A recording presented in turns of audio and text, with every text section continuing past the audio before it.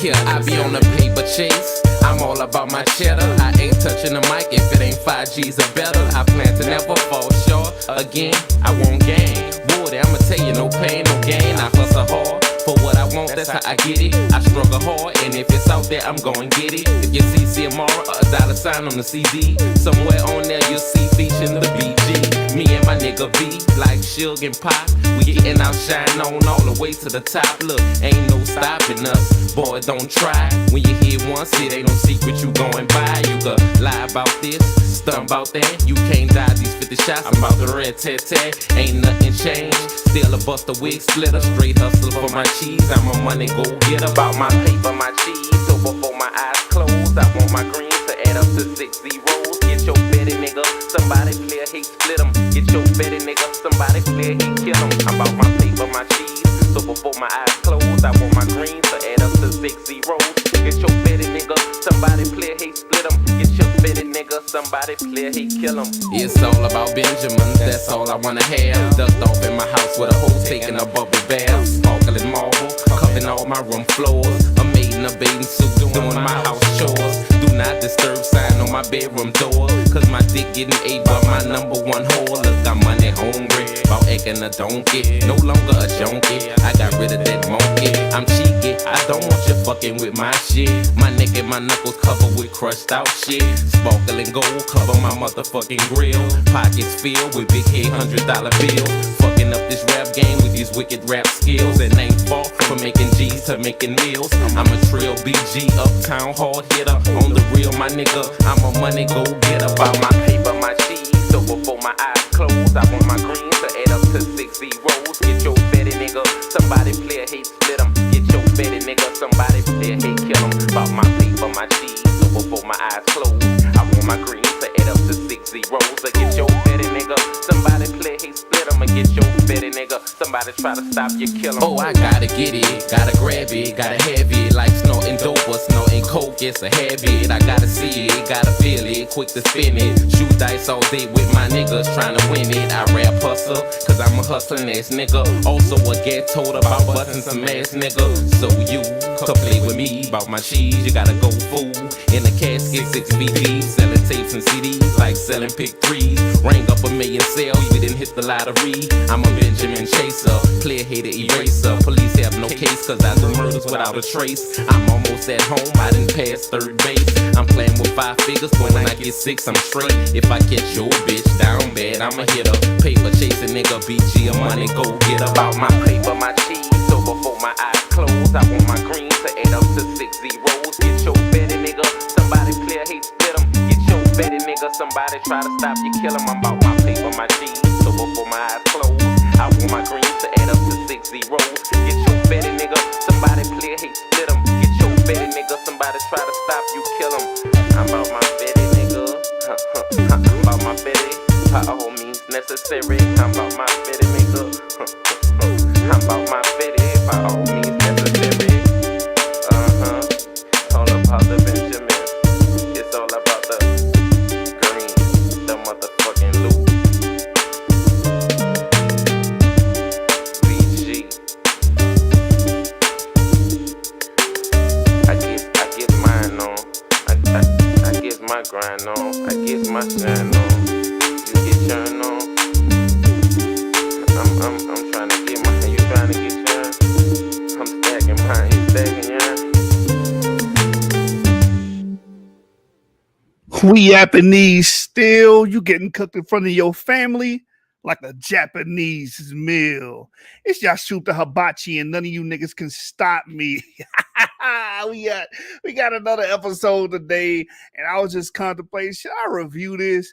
Because low key, this debate trash on both sides. Both these niggas trash, and both of them are sorry. But I'm going to actually judge this thing and go through it with you guys and allow y'all to see, get my talking points and viewpoints on who I thought won. And I will tell you this, I believe the winner of this debate, he won off of technicality, not because I was wooed or wowed by anything, any of his tactics. His presentation was sloppy. Oh my God, debates you guys support trash debates. You guys suck at debating. I don't know how else to say it. The Black Hebrew Israelite and Afrocentric community, you make some of the most terrible debates, some of the most terrible angles and talking points. You guys suck. I'm not gonna bite my tongue on that. But there was a winner in this debate. It is, you're lucky. I'm not gonna say who I got winning yet, but you're lucky that you won off a technicality. I'm just gonna keep it like that.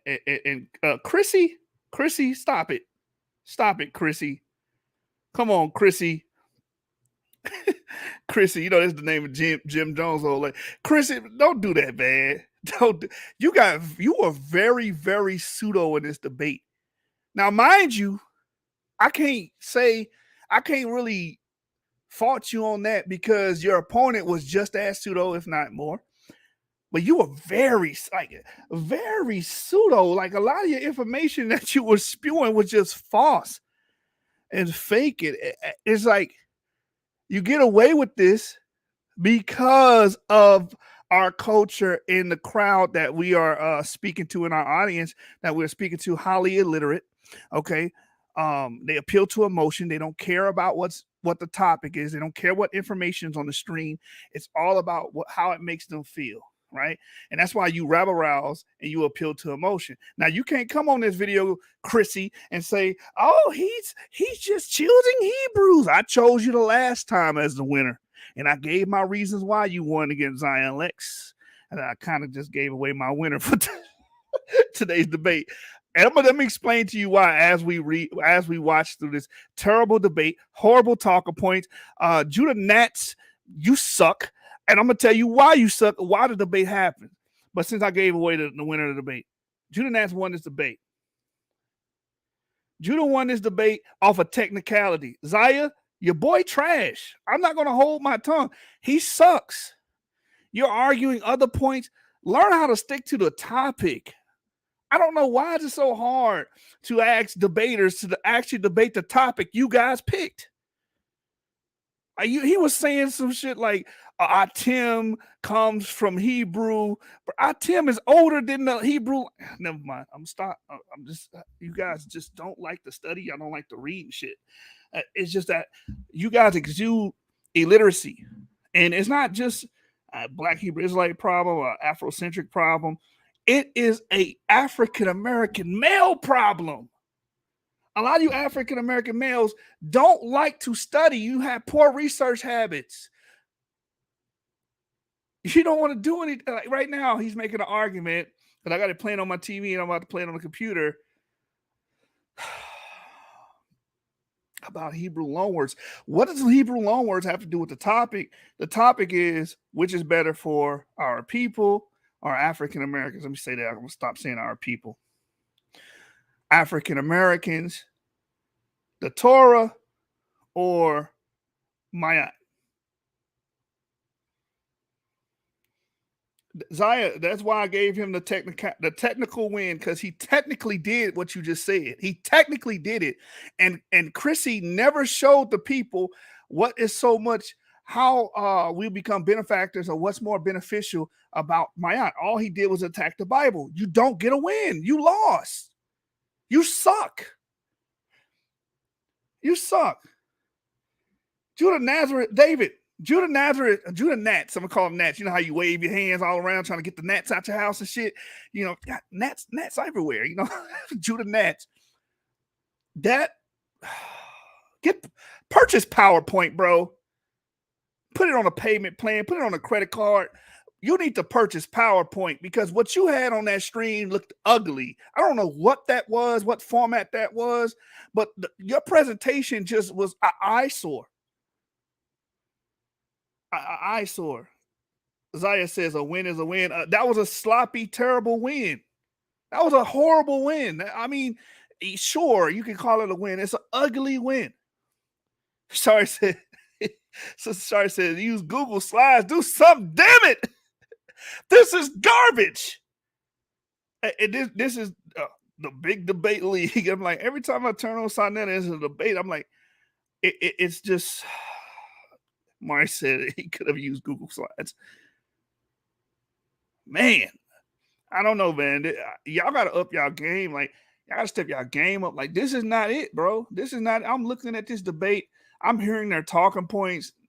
Both of them, like right now on the screen, he's talking about Hebrew loanwords. The Egyptians had the Hebrew loanwords in the Theban tomb or something. What the hell does that have to do with the title? Which is better, Torah or Mayat? Judah, don't do this shit no more, man. And if you do it, I will review it, and I'm going to reveal how terrible you are at debating. Same thing with Chrissy. You were very terrible. A lot of the things Chrissy said was just pretty much appeal to emotionalism, make people feel mad or angry or upset. Oh, the Bible mentions slavery. Black people, you went through slavery. You don't like that. Oh, we're mad. Get angry. The title, which is better for African Americans? Yeah, just do better, man. Just do better. This is not good. This is not good. And y'all, and see, Zaya, you just gonna prop your brother up and be like, yeah, go, you going in. I'm not doing that. I don't kiss Hebrew's ass. That name give me. hey, Chrissy, don't get mad at me, Chrissy. All I said was you lost this on a technicality, and you were terrible this debate. I never thought you were a good debater, but at least be more consistent. Like, this was just, you even in the opening round, you even tried to say, oh, I know what the topic is, but I'm going to talk about this. Brother, you just told the audience that you're not going to speak to the fucking topic. That's like committing Japanese suicide, man. I'm about to play the video, y'all. Hold on. Give me patience. You have patience. I'm talking about why I had Judah Natz winning. Not because he was an amazing debater. Not because he beat Chris. Like he actually beat him off of skill or anything. He beat him because he just so happened to dedicate one of his rounds to the fucking topic. Chris didn't debate. He did not dedicate one round. Chrissy did not dedicate one round, at least one round to the topic. And Judah did. Judah, he gave one round dedicated to the topic. So therefore, on a technicality, I had to give it to Judah Nazareth. I had to give it to Judah Natz. I had to give it to Judah Natz. Judah, you come over here and debate me on who you think Moab and Ammon is. Or was it Moab and Ammon? No. What did he say? The Chinese, no, he believes the Chinese people are Hamites. You need to come over here and debate me on that. Stop running, and I'll show you how to debate properly. And I'll stay on topic the entire debate. So I was not impressed by this debate. I was not impressed. Of course, Sonetta Poll says Chris has the highest score than Judah. That's just like, I'm a Cowboys fan, right? So if you go to the Dallas Cowboys Stadium and you ask the fans how they feel about the Dallas Cowboys, they're going to think they're the most immaculate team that ever played on NFL. They ever played in the NFL. That's what Sonetta is inundated with a bunch of people that don't like the Bible, that don't like the Torah. So, of course, they're going to say Chris won. He's anti-Torah, anti-Bible. But I'm actually going to give you guys what was said in the damn debate and criticize what was actually said, not what side I pick. You notice all the previous debates that I've judged, on my channel, I've had both Hebrews losing. Because I'm trying to do this fairly and actually go off of what I'm seeing and witnessing during the debate.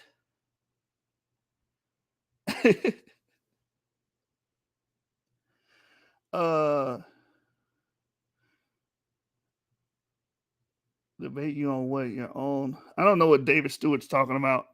Anyway, apparently he wants some attention from somebody. But anyway, we're gonna cover this video. Before we cover this video, this terrible fucking debate. This is crazy, bro.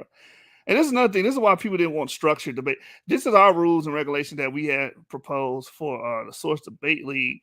And we had actual rules and stuff to try to make the debates about the topic. Not going off, not actually having good presentations, all of that. sources, and you gotta be on point, man. These dudes are not on point. Fair use. Section 107 of the Copyright Act provides the statutory framework for determining whether something is a fair use and identifies certain types of uses, such as criticism, commentary, news reporting, teaching, scholarship, and research. So we are covered under the Section 107 of the Copyright Act, under the Fair Use Act. We are covered. So we can play this video, review this video, critique this video, give commentary, scholarship, research purposes, so on and so forth. All right. So again, I'm not going to. Oh, okay, David. I didn't understand what was going on. But anyway, like I said, y'all gonna get upset. Him and his squad gonna get upset. Don't call my goddamn phone talking about this. This is my channel. This is my opinion. Eat. You know what? Don't play with me. I'm just giving my opinion. I said the man won the last time he was on Sinet against Zion Lex. Okay? This time, he was terrible. I thought he wasn't that good last time, but at least he won. But this time, like Chrissy, what were you doing? Like the whole time, you were off topic. And you never established how Mayat was better than the Torah. When King Sep debated somebody on the same similar topic, he basically was saying, hey, Mayat says this, that, and the third. This is why I think it was better. You didn't even do that. All of your rounds was the Bible's bad. The Bible's bad. He believes that the Bible's bad. The Bible says slavery. Oh, see, black people, y'all don't want to be enslaved, do you? Terrible. You suck. You suck. All right. Now I got that out the way. Let me upload this video. Let me play this train wreck of this might be the worst debate of the year. This might be the worst one, man. I haven't seen a debate this bad in a long time. And I'm talking, you remember James White had beat up Rakah?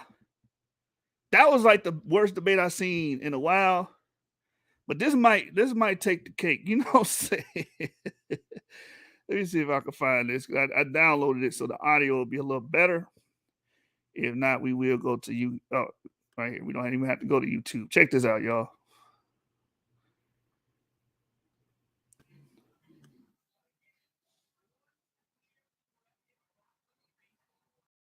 We're going to have a good man-to-man debate. Y'all could go hard as you can, but please, let's keep it on the knowledge. Let's keep it on the information. That's what the people want to see. That's what the people want to hear. All right.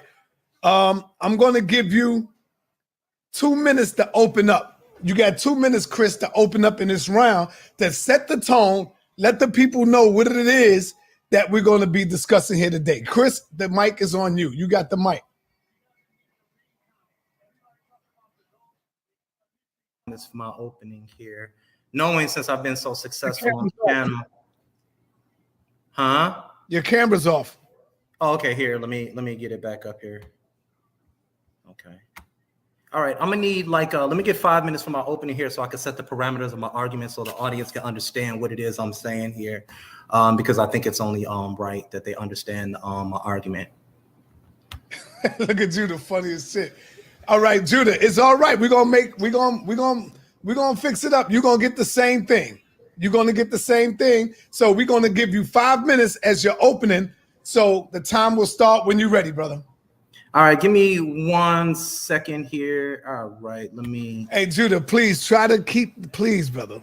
I want this to be respectful as possible. And remember, we all men up in here, man. We're not children. Let's kill them on the information, Judah. That's how you kill them. Same with Chris. Kill them on the information. And so we're going to set this tone right here. Let's get it in. You got 5 minutes to open up, Chris. Time will start when you start. All right, give me 1 second here. My screen share. I'm trying to get my screen share up here. All right, go ahead. All right, cool. All right, so let me get to the beginning here. Set the parameters of my argument here. So take this down.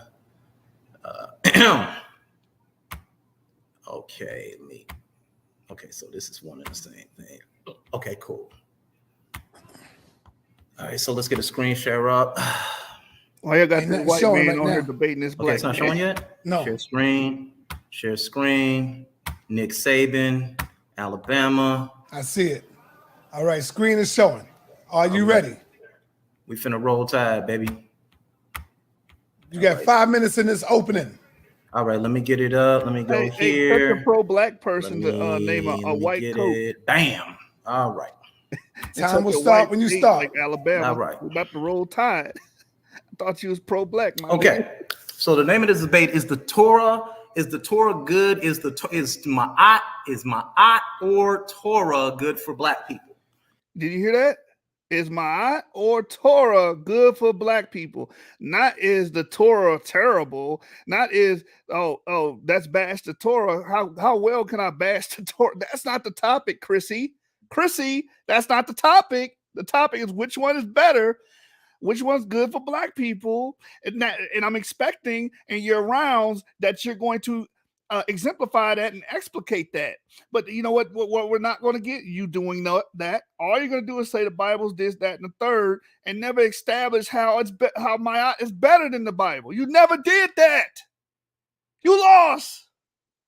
And it's not because Judah Nazareth did any better than you. It's just that he was able to be on topic on one goddamn round. This is shameful.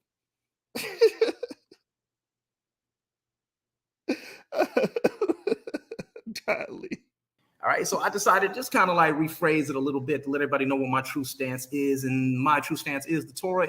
No, you got to debate the topic. We don't give a damn about what your true stance is, what you think. No one cares. You need to debate the topic that you just said. Now look what he does. The Torah is immoral and not good for me or us. Who gives a fuck? Is it better than Ma'at? That's what the topic is. That's the topic you agreed to debate on. Now you're gonna make this is the problem, Chrissy. Chrissy, you made this up and started arguing this instead of arguing the topic. And I don't know if it's on purpose because you understand that it's hard to establish something like that because you don't have enough material to go off of to make the argument a claim, right? I don't know if you did it on purpose, but my brother King Self did a better job than you did. Way better job. With the little bit of information we have on quote unquote Ma'at. All right. Is immoral and not good for me nor us as a people moving forward in the 22nd, 21st century. My points of argumentation are going to be as follows. What is my argument? Now, there are laws contained in the Bible that are simply immoral and cannot be practiced today. Many of the laws contained in the books of Exodus, Leviticus, and Deuteronomy are in fact deplorable, misogynistic, and also advocates for slavery and genocide and sanctioned kidnappings. So the Bible pretty much advocates for sanctioned kidnappings, according to him, slavery. These are his talking points. Cool. When are you going to talk about how Ma'at is better? Because the only proxy we have to Ma'at is how the Egyptians were actually living. Could you at least show us how the Egyptians were living? Some proof text on that so we can see what the behaviors were since they are keeping quote unquote Ma'at? Does Chrissy even attempt to do this in this debate? No, he doesn't. He doesn't. Okay, the Bible's terrible. We get that. You think the Bible sucks. Now explain to us how Ma'at and the Egyptian system's better. Crickets. All right, let's keep going. So before we get started, I want to get a definition for immoral. Now, immoral or morally wrong means simply morally wrong or outside society standards of acceptable, honest, and moral behavior. Remember, guys, Judah Nazareth, his position is that the Torah is a book of morals and that it is good for Black people moving forward. His position is to show that the Torah is a book that we can use moving forward. My position as the negative is that it's a immoral book. He also must show and define Ma'at as being negative and bad for Black people moving forward. No, he doesn't. No, he doesn't. He doesn't have to show that Ma'at is being bad, and that's your problem. You think I have to show everybody that the Bible is bad or it contains things that I deem as being bad. For you to say that shows that your mindset, your modus operandi is to show how evil the Bible is. But the topic is this: which is better? All he has to show how and explain how the Torah is better than Ma'at, and then his argument will go against your argument, which is showing how great Ma'at is in comparison to the Torah. You don't do this in this debate, bro. Just like the white man, say one thing and do another. So I want to look at some more definitions here when I'm talking about evil and immorality, such as, and it's evil when described as a noun, as according to the Merriam-Webster dictionary, is simply a, quote, cosmic evil force. This is significant because the deity itself clearly says that says through the prophet Isaiah in chapter 45, verse 7, I create good and I create evil. So God is a setup artist. This God is a setup artist as always. Also, when evil is defined as an adjective, it means profoundly immoral and wicked. So there is no need to play grammar gymnastics. I have clearly defined the word evil. I want to look at a position that Judah is going to be taking for the rest of the day. And he's going to be trying to make an ethnocentric argument today for the audience to hear. Now, ethnocentrism in social science and anthropology, as well in the colloquial English discourse, means to simply apply one's own culture or ethnicity as a frame of reference to judge other cultures, practices, behaviors, beliefs, and people, instead of using the standards of the particular culture involved. Since this judgment is often negative, some people also use them to refer to the belief that one's culture is superior to or more correct, more normal than all others, especially regarding the distinctions that define each ethnicity's cultural identity, such as language, behavior, customs, and religion. In common usage, it can also simply mean any culturally biased judgment. Ethnocentrism is sometimes related to racism, stereotyping, discrimination, or xenophobia, all things that you can find on our brother Judah's channel. Hold on, wait a minute. You're trying to levy these accusations to Judah Lazarus, which I agree with you. I think he is racist. But you're racist too. I've heard you say some racist, foul shit about white people. So don't play the race card. This brother played the race card. Chrissy, you playing the race card. All of the foul stuff you say, and you know what's crazy about this statement? You're going to venerate a European later on, a person that has European related ancestors, right? You're going to venerate him and prop him up. But I've heard you say negative things about quote unquote white people, quote unquote Europeans. I've heard you say these negative things. Don't even know that you're venerating a European. Okay. Well, I don't pharaohs that you love and like, Moses and them. Guess what they are? Haplogroup R. That's a Yemniah haplogroup, man. That haplogroup is not African. That haplogroup did not originate in Africa. Okay? And stop with this Egypt all black nonsense. They wasn't all black too, but I'm gonna let y'all hear this, man. He's trying to levy an accusation of racism, and I know Chrissy is racist. I know he is. I've heard him talk. I heard his views on white people. You're fucking racist. How you gonna call somebody else racist, man? You know what I'm saying? That's like running me. Never mind. Let me just let it play. Oh boy. However, the term ethnocentrism does not necessarily involve a negative view of another's race, or indicate a negative connotation. The opposite of ethnocentrism is cultural relativism. That's what we're going to be looking at today, which means to understand a different culture in its own terms without subjective judgments, such as. Wait a minute. Have you done that? Did you look at the culture in the Bible or the Torah by its own terms without subjective judgments? You don't even do that. It's a couple times in this debate where he says something that he violates. Like later on in this debate, he's going to say, "You can't tell me I can't practice Ma'at if I'm not practicing the same way they did it in the Iron Age and Bronze Age." But that's what you telling Judah Natz. You can't practice this in a modern way. You got to do it to the T. You tell him the same shit. So I was like, brother, do you listen to yourself? Even though this doesn't even give you points on the topic, because again, that's off topic. You spend majority of your time in your rounds off topic. You know what I'm saying? And Judah Natz, you spend majority of your time showing an ugly presentation, and a lot of your points weren't even on topic. I don't know what the hell does Tim have to do with which one is better, brother. Golly. Is trying to superimpose a biblical text written in the 3rd century CE under the Greeks.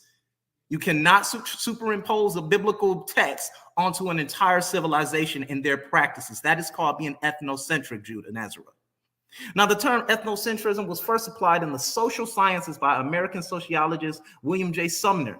In his 1906 book, Folkways, Sumner describes ethnocentrism as, quote, the technical name for the view of things in which one's own group is the center of everything. That's what these Israelites teach. They're the center of the world, but yet you can't find nothing. And all others are scaled and rated with reference to it.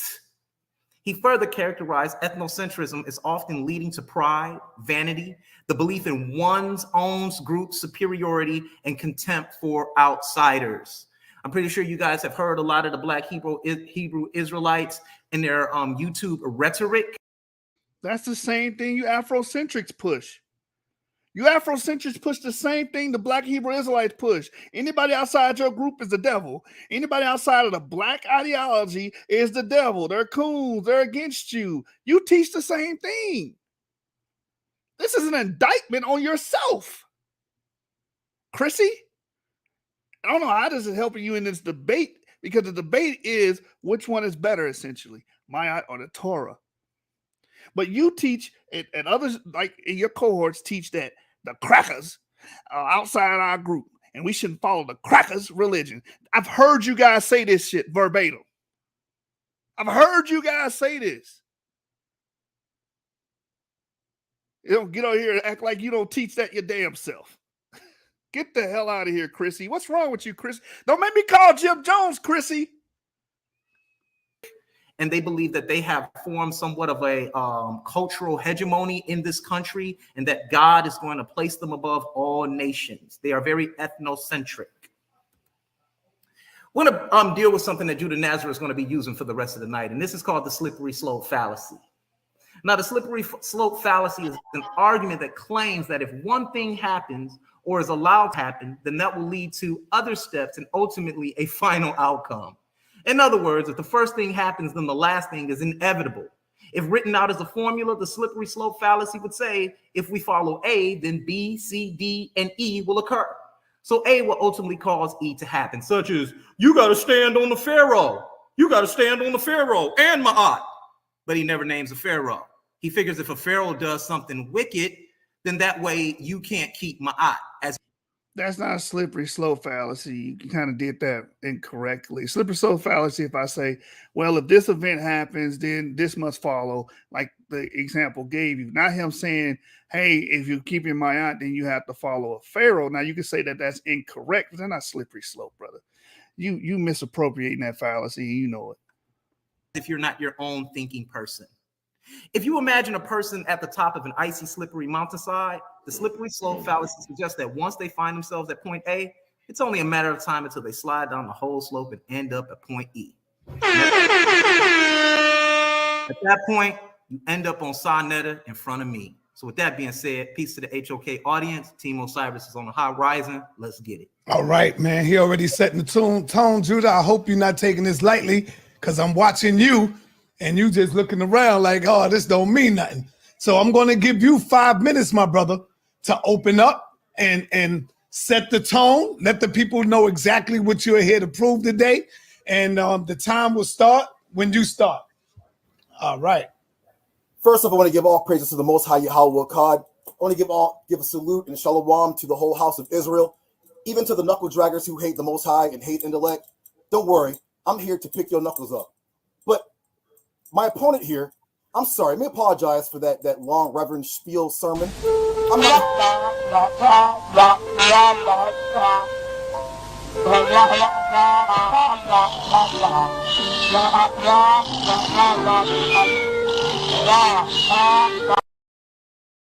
A little weird weirdo new age Madame Blavatsky type folly. Nigga, ain't no one going for none of that. So I want to share my screen for a second real quick so we can get him up out of here real quick just in the opening. Then that beatdown's going to come soon after. Now get emotional. Oh, by the way, Harlem Hospital is giving beds out. You're going to need one. Watch this. Yeah, again, must be Judah Nazareth. Step in your trachea. Real quick, whenever you brothers need me to stop your time, just let me know. All right. Well, hey, hope if sorry, can you turn the volume up real quick, please? Say that again. Can you turn the volume up real quick? I want y'all to hear something. No, I can't turn it up. You got to turn your stuff up. All right, here we go. Watch this, y'all. And this is the beginning. It's impossible. These were all nations that the Greeks ruled. That's why it's only in North Africa and it's spread amongst the Mediterranean in Greece. The Greeks never conquered the lower half of Africa because Nubia wouldn't let them in there. Your ancestors, fuck them Egyptians. The Nubians is who we more closely associated with. They were the ones that fought them off and were successful. Fuck them pharaohs. Them Greeks ain't nothing but Amorites. Oh, that's all we need. Hey, that boy said, fuck the pharaohs, but he on here placating to trying to push an Egyptian narrative and a pharaoh narrative, a pharaonic narrative, of keeping them my aunt. Well, actually, I can't say you pushing it, brother, because you never did in the debate. Hey, let me tell you something, man. This is just hilarious. You guys are pseudo as hell. This is what he said. I guess this was a private conversation. He recorded him. He's mad about revealing what these dudes say in private. Okay, it is what it is. He did it, foul play, whatever you want to call it. But you are on the audio saying fuck the pharaohs, and you're on the audio being pseudo. No, Nubians are not our ancestors. If you can prove that to me, Chrissy, we could have that discussion, Chrissy. Nubians are not our ancestors. I don't know where y'all got that from. Y'all just look at a bunch of pictures and say, oh, they're black, they're us. No, that's not how it works. You racist. Anyway, he's on the clip saying F the pharaohs. It does go against him in the debate because he's pushing a Egyptocentric argument, something that dealt with Pharaoh, that dealt with Egypt. For him to say that, come on, man, stop it. But again, you couldn't even dig yourself out of this because you never ever took the time to establish that you actually do support the Egyptians. You actually do support Maya. You never did that and showed why. You never did that, brother. You out of pocket, man. I'm telling you, I figured F them pharaohs, F Egypt. That's what he said. He's dead. Don't let me calm down. Because I've been drinking coffee. You about to die. Okay? He said F the pharaohs, F Egypt. So he don't stand on Kemet. So what Judah Nazareth is gonna do is, and as quiet as kept, y'all know how I get down. I'm more Kemetic than he is. I'm actually going to teach and demonstrate what Kemeticism is. I'm not going to get into Kemetic science, which is witchcraft, but what the Egyptian thing is, you can't, my position is he can't keep my eye, especially if he says F the Pharaoh, who is the god of Egypt. You can't keep it. I don't need a whole 5 minutes. He said F Kemet, F the Pharaohs. That's all I need. Now, see these guns here? These going on your trachea. Let's get it popping. Torah Knights Mafia, that's what it is. All praise to Yahweh God. Out of here, bro. I don't need 5 minutes. Let me also say this. Stop doing this. Everybody that's debating, when you allotted 5 minutes or you allotted 2 minutes, use the entirety of your time because your opponent used the entirety of their time. You're giving them an advantage by saying, I don't need all the time. And what you said, Judah Nazareth, wasn't all that powerful or hard-hitting. I mean, it was contradicting, but you shouldn't rest on your laurels like that. Next time, use every goddamn second of your time when you debate. And I hate when brothers and sisters do this. Stop doing that. Come on, man. All right, I'm gonna pass the mic back over to Chris. We going right into the first round. Chris Harris, you got 10 minutes in this round, my brother. The time will start when you start. All right. So as we And once again, if y'all need me to stop the time, don't hesitate to tell me hold the time. okay, so once again, he has not truly defined his stance. All right, are you ready? I'm gonna start. Let's get started here. Okay. He took something from half of a conversation and aired it. Wow, interesting. Not understanding that I was talking about the intermediary period, Pharaoh. No, ain't no talk about shit. Don't try to clear it up. You said fuck Egypt and the pharaohs. Don't be trying to clear it up and dress it up, Chrissy. You said what you said. You said we the Nubians. That's what you said. And we ain't no goddamn Nubians. You can't prove that. You need to go study and learn under Ngozi and learn genetics, man. You understand? You need to learn that because what you just said was just erroneous, and now you're trying to walk it back. Ain't no walking it back, brother. You said what you said. Fuck the pharaohs and fuck Egypt because they didn't get conquered. Oh, the intermediary period. I'm talking about afterwards. Goofy, man. That was very slick of you, Judah Nazareth, which were the Hyksos kings in that conversation. Okay, so let me get. You couldn't have been talking about the Hyksos, Chrissy. You're so disingenuous. You couldn't have been talking about the Hyksos because you said they got conquered by the Greeks. The Hyksos didn't get conquered by the Greeks, Chrissy. The Hyksos wasn't around when the Greeks came into power. That's anachronistic. You're just trying to find any argument to get you out of saying F Egypt, you're not them. We're not them. We're actually the Nubians. So I can't even say that, hey, he made a blip here or a blunder. You actually just lied, Chris. You know that's not what you were talking about because you gave extra context when you said they were not conquered by the Greeks. Thank you, David. He dug himself in a deep hole. He dug himself in a very, very deep hole. You don't hear pushing Mayat and saying that we should, Mayat, well, the topic says that I guess you're arguing that Mayat's better than Torah, even though you don't even explicitly say it in this debate. But then you're on audio saying, fuck the pharaohs and fuck Egypt. We the Nubians. All right, man. That's weird. That's weird. That's a weird thing to say. Started here. Let me try and get the screen share up here. Your screen is sharing. Okay, it's sharing. Good. Okay. All right. Typical Hebrew Israelite nonsense. Stop my time for a minute, Sonetta. I'm trying to get my what's it called up here. Okay, right, you're at 9:25. Time stops. Cool. Okay, cool. Okay. All right. One more time. Like I said, he's dealing with what we call a slippery slope fallacy. Time resumed. Okay. And he started off right with one when I said, fuck the pharaohs, not understanding that I was speaking about the ones from the intermediary period, which were in fact the Hyksos kings. That's a fucking And lie. we were having a discussion. You're a fucking liar because you wouldn't have brought up that they got taken down by the Greeks. You wouldn't have brought that up. You lying. You're a liar, Chrissy. You do this a lot. You're disingenuous, and you're not that sharp when it comes to these topics because you're going to make a lot of statements that are not true in this debate. And again, you don't get points taken from you because it's not my job to take those points from you. It's your opponent job to take those points from you. And I don't believe that Judah did a good job of even pointing any of these things out. He did. When you brought up Bible verses, he was able to do that. But he needs to, when you're debating someone, you need to listen to what they're saying and call them out on their BS during your round, during your rebuttal. That's the whole purpose of the rebuttal. And Chris makes a lot of erroneous statements. About the Nubian versus Egyptian identity of African Americans today.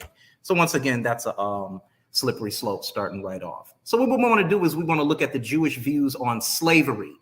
Now, Jewish views on slavery are varied both religiously and historically. Judean's ancient and medieval religious texts contain numerous laws governing the ownership and treatment of slaves.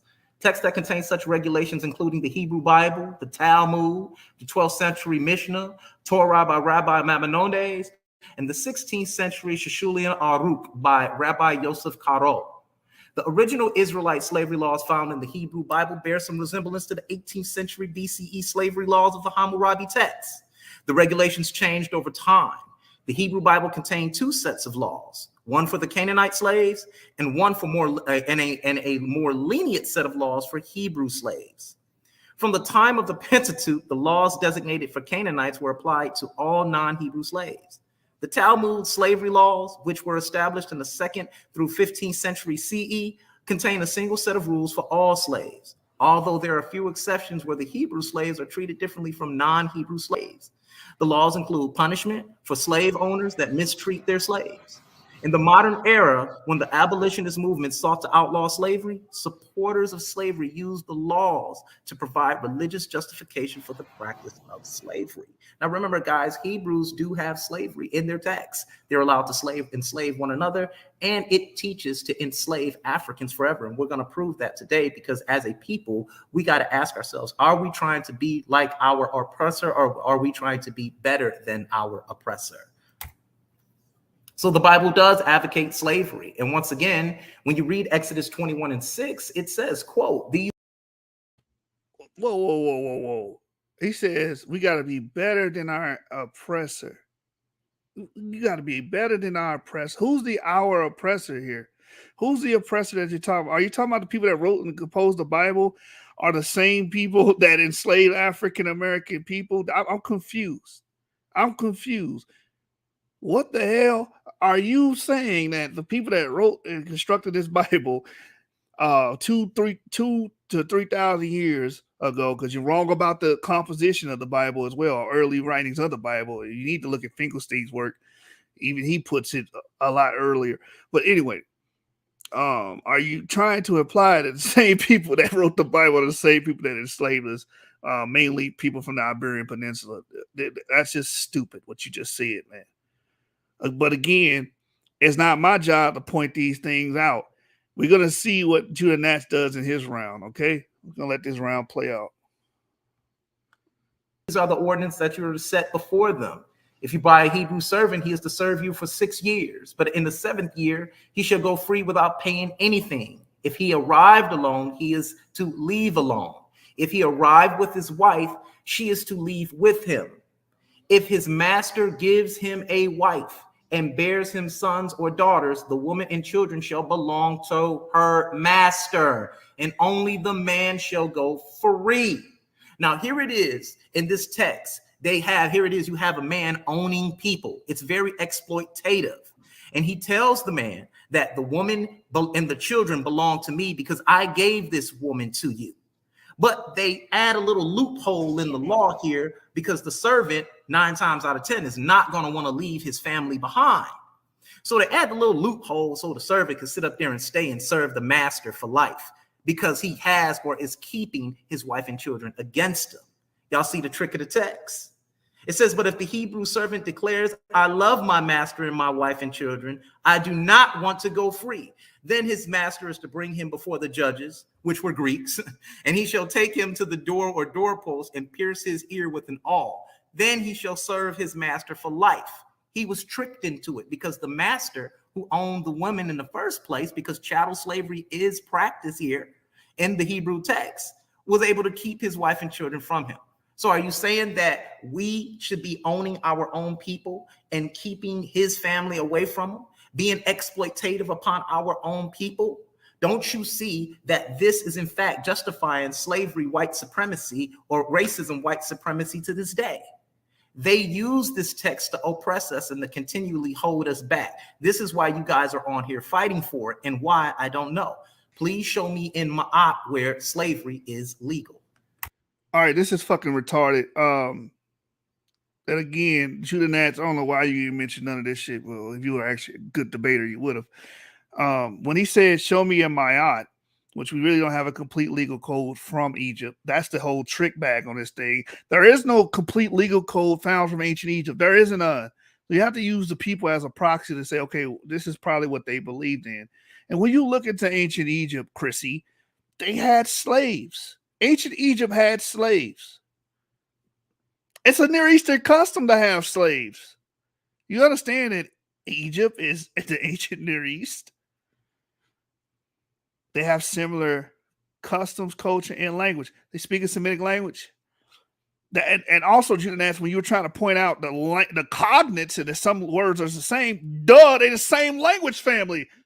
They're all Semitic. I mean, they're all Afro-Asiatic. Excuse me, they're all Afro-Asiatic.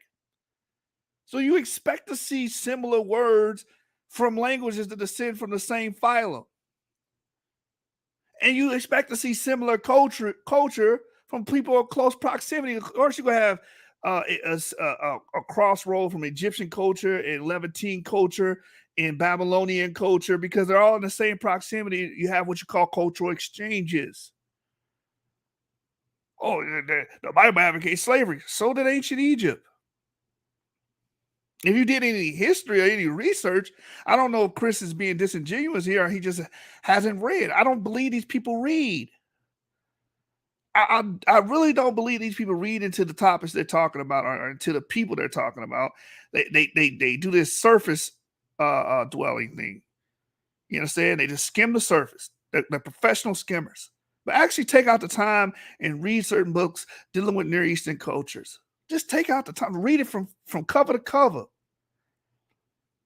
That's all you got to do. That way, when you're starting to speak about these things, you say, okay, well, yeah, ancient Egypt did deal with slavery. Oh, no, they didn't deal with slavery because we got to protect the sanctity of black people and say black people were innocent, peaceful people. They never went to war. They never enslaved nobody. That's bullshit. In ancient Egypt, ain't all black. You understand? Like, y'all got to stop this, man. It's pro-black. The Africanity insanity must stop, man. Watch this. Watch. I'm gonna have to share this source real quick. Then we're gonna get back to the debate. You know how I do. I just got to read this real quick because Natz ain't gonna do it. I've seen this already. I just want y'all to see this real quick. As y'all can see on the screen, this is from what is this book called? Oh, let me give you the title real quick because I don't want to flip pages. Give you the exact title about ancient Egypt. Anybody can get books like this. You know, this ain't no Masonic knowledge or nothing like that. The secret knowledge. You understand? This is Ancient Near Eastern History and Culture, 3rd edition by William H. Steibing, right? Page 136, Old Kingdom Society and Culture. This is ancient Egypt, right? This is all you need to know right here. The nature of surviving sources make our knowledge of early Egyptian society very incomplete. However, the basic social structure that would prevail through most of Egyptian history probably was in place at the beginning of the Old Kingdom. At the top of the social hierarchy, of course, was the royal family. Though in theory, the king as God had absolute authority and owned everything in Egypt, he and his close relatives were hemmed in by obligations of ritual and duty. Yeah, so when you look at ancient Egypt and its hegemony and how the pharaohs operated, they owned everything, right? They owned everything. So it wasn't, you know, private property was a rarity, right? I guess that's good for black people, right? We should go into essential state sanctioned communism, state sanctioned socialism. Okay, got it. Let me go back. It says here, the mores or conventions that applied to the king and his family were sometimes quite different from those of the rest of the population. For example, while most Egyptians were monogamous, though wealthy individuals often had several concubines in addition to a wife, pharaohs usually had several wives. In addition, kings often married their sisters. Now, later on in this debate, he's going to say, oh, Abraham married his sister. This is not good for black people, but actually kings often married their sisters in ancient Egypt, as did the gods did in the Egyptian myths. And sometimes their daughters. So not only they married these sisters, they married their daughters. This is what, all right, let me just keep reading. While other Egyptians almost always married outside of their immediate families, the multiple roles that some women of the royal family held as sisters, daughters, wives, and mothers of pharaohs gave them power that ordinary women did not have, as have seen occasionally a queen could rule the country as regent for her son, or possibly even a king in the cases of Kawis and Netarek. Excuse me if I'm butchering these names. So, however, It is clear that these examples of female rule were exceptional cases in the time of crisis, and this is what they don't tell you. Oh, Egypt had queens. Yeah, a lot of kingdoms had queens when the king died or the son was too young to rule. That's not really special at all. It says Egyptian ideology normally did not allow for the possibility of a female king. Below the royal family were the families of the viziers, the provincial governors, priests of major deities, and other high-ranking members of Pharaoh's bureaucracy. Minor officials and priests of local gods were a bit lower in the social order. Nevertheless, they were all wealthy individuals, and the scenes in their tombs show the lives of luxury they generally led. Most of these officials probably derived from wealthy land-owning families of pre-dynastic times. However, there was some social mobility within the elite upper class, for Pharaoh could advance capable individuals of modest means to high position and grant them estates and other rewards. He also can remove persons from office and seize their lands. That's the power of the Pharaoh right there. You know, state sanctioned communism, state socialism. As we have seen, though, kings tended to make many offices hereditary, and the land granted to these families essentially became their private property. Thus, toward the latter part of the Old Kingdom, many of these wealthy individuals were powerful in their own right and largely independent of the royal oversight. So they basically had like an oligarchy going on in ancient Egypt. So as craftsmen and artisans, for example, go back. For example, goldsmiths, sculptors, painters, jewelers, carpenters, as well as other specialized workers, including bakers, millers, potters, stonemasons, sailors, and merchants, formed a very small middle class between the wealthy landowners and the peasants. Again, that's also what you see in communistic countries anyway. It is not known how such individuals were recruited, other than children followed in the occupations of their parents. Unlike craftsmen in largely free enterprise system of Mesopotamia, most Egyptian artisans and skilled workers performed specialized tasks in large workshops owned by wealthy individuals of Pharaoh. So most of the skilled workers had to go do the bidding for Pharaoh, right? It wasn't a free market. They didn't go out there and bid their own jobs and do their own thing. No, you come serve Pharaoh. The best artisans, of course. And the reason why I'm reading this is because he had a big thing about servants, serviles, and serfs and all this. He has a big thing about slaves. It's immoral to have slaves. But okay, watch this. So we already read that Pharaoh pretty much owned the skilled working class, right? This says in Pharaoh's employ, making objects for the king's burial or foreign trade. That's what their job was, right? In contrast with Mesopotamia, Egypt was not as highly urban society. Large towns were the domain of priests and bureaucrats or skilled craftsmen otherwise tied to the states. This is what ancient Egypt was. Y'all want that state-sanctioned socialism communism? The vast majority of the Egyptian people were semi-free peasants. Chrissy, the vast majority of Egyptian people were semi-free peasants. What does semi mean? They're not really free. They were somewhat like the serfs of the Western European Middle Ages. They farmed land that belonged to Pharaoh, temples, or members of the upper class. This is majority of the Egyptian people. Now, if Judah Natz was smart, he would bring something like this up. But y'all Bible thumpers, all you got to do, Bible thump, Bible thump, Bible thump. That's all y'all do. Y'all need to learn this shit too. You Hebrews, like, y'all need to actually learn these topics, man, and learn about the history of Egypt. Learn. There's a dearth of brothers that are actually knowledgeable in the things they debate. It says they farmed the land belonging to Pharaoh, temples, or members of the upper class. Majority of Egyptian people were semi-free peasants. They were not allowed to leave the estates on which they worked. They were not allowed to leave. They were not allowed to leave. You so against slavery. Oh, we got to be better than the oppressor. But look, this is how the ancient Egyptians lived. That had this system of quote unquote ma'at. They were not allowed to leave the estates on which they worked, and if the land changed hands, the peasants went with it.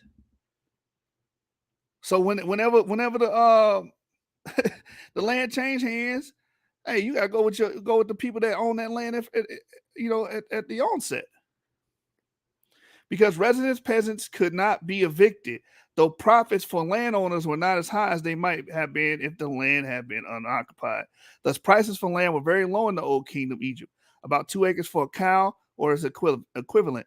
The peasants not only supplied the food Egypt needed, they also provided the labor that built Egypt's great monuments. Most peasants lived as their fathers and grandfathers had lived, in small houses and villages just beyond the limits of the inundation. They buried their dead in the sand as in pre-dynastic times. So they didn't get grandiose burials like the pharaohs did. They just buried their dead ones in the sand. While they may have hoped for an afterlife because they did not have the money for tombs, mummification, and elaborate magical burial rites, they probably had little confidence that their hopes would be fulfilled. In many ancient societies, free women ranked near the bottom of the social ladder, just slightly higher than slaves. However, though Egypt was a patriarchal society, a lot of people don't even want to understand that. You know what I'm saying? Jabari won't admit that. Egypt was patriarchal. Women had many rights. Oh, let me go back. Because I want to read this too. They could own property and dispose of it as if they saw fit. They could enter into contracts with individuals other than their husbands and sue in court. They were entitled to generous compensation if they were divorced without being at fault. And in their marriages, they were the virtual equals of their husbands. They even seem to have earned equal pay for equal work. Certain occupations such as spinning and weaving probably were reserved for women. However, texts also mention women as overseers of restaurants, wig shops, and other businesses. There are even references to women doctors and female overseers of doctors. Slaves were at the bottom of the social pyramid. They worked as servants in temples, royal places, and the houses of nobility. So they had slaves. And again, majority of the Egyptian populace consist of people that were serfs any damn way and had to work the lands for the state-owned property and all of the pharaoh-owned monuments and so on and so forth. They were also used for brutal labor such as quarrying stone. However, they were drawn primarily from war captives, and their numbers were never very high. The Egyptian peasants themselves performed most of the necessary labor, whether in agriculture or monument construction. This is why it's important that you read this shit. This is why you need to read it. Y'all need to take out the time and read. And that's to Chrissy and to Judah Natz. Now I'm going to go back to the debate. I'm sorry, y'all. I just had to bring that out and actually bring some actual academic sources here. Now, Leviticus 25:39 through 46 says, if a countryman among you becomes destitute and sells himself to you, you must not force him into slave labor. This is the Israelite. Let him stay with you as a hired worker or a temporary resident. He is to work for you until the year of Jubilee. Then he and his children are to be released, and he may return to his clan and to his property of his fathers. That's the law for the Israelite. Because the Israelites are my servants whom I brought out of the land of Egypt. They were never there. They are not to be sold as slaves. You are not to rule over them harshly. See? But you shall fear your God. Your men servants and maid servants shall come from the nations around you, from whom you may purchase them. This is a chattel slave system. You may purchase them from the foreigners residing among you or their clans living among you who are born in your land. They may become your property. Chattel means property, people. You may leave them to your sons after you to inherit as property. You can make them slaves for life. But as for your brothers, the Israelites, no man may rule harshly over his brother. Now, what I need to ask Judah Nazareth is, why do we need this law to make black people in this country better? As a matter of fact, I don't really think that Judah Nazareth can talk for the people in this country because honestly, he lives in Japan. It's not a slander attack or it's not a shot at him, but you necessarily can't speak for our people over here, and you don't relate to the struggles that we're having over here because you yourself are in Japan. It would be unfair for you to say this is what y'all going through over there and you're in another country. Please show me slavery in the laws of Ma'at or the negative confessions of Ma'at. So the My Bible makes it clear that Exodus 21:20, it says this, listen to this. If a man strikes his manservant or maidservant with a rod and the servant dies by his hand, he shall surely be punished. However, if the servant gets up after a day or two, the owner shall not be punished, since the servant is his property. Now, the Bible makes it clear that they can enslave the Canaanites. According to the Bible, Canaanites are Africans because they're sons of Ham.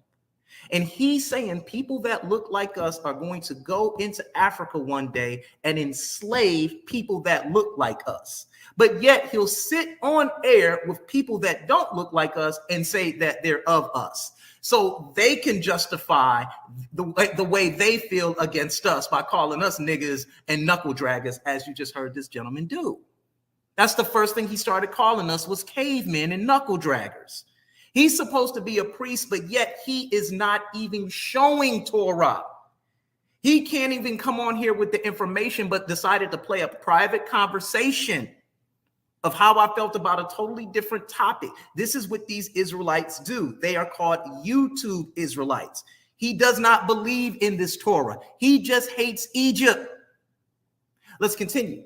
Leviticus 19:20, it says, whoever lies carnally with a woman that is a female slave, betrothed to an husband, and not at all redeemed, nor freedom given her, she shall be scourged. They shall not be put to death, because she was not free. Now, here it is. If a man, excuse me, sisters in the audience, fucks a female slave, betrothed to a husband, and not at all redeemed nor freedom given her, she shall be scourged. That's misogyny. That's hatred of the female race. But nothing happens to the man because she was not free. They shall not be put to death, but she can be scourged. So we have prostitution here. This is what your Bible is advocating. Your Bible is pushing this narrative. Why? Because during the Christian era, this is what they were doing to African women. And what better way to make it make sense or make it legal for them than to put it in their religious text, Judah? You don't have a text that dates back to Moses. You believe Moses existed. Show us an original text, 1200, 1100, first millennium BCE, 900, 8. Chrissy, that was false. This was not even written during the time of the Christian infiltration into Africa. What the fuck are you talking about? This was not written during that time. It was composed a lot earlier. You know, unless you want to talk about the Christians that went to Egypt and stuff. Like, no, like, stop it. That's false. The Dead Sea Scrolls are earlier than the Christian period. You just made some shit up. But hey, you know, as long as you bash the Bible, I guess that's good. That's good enough. As long as you bash the Bible, that's the only mark that you need to reach if you're Chrissy Harris. 100, 700, show us a complete text.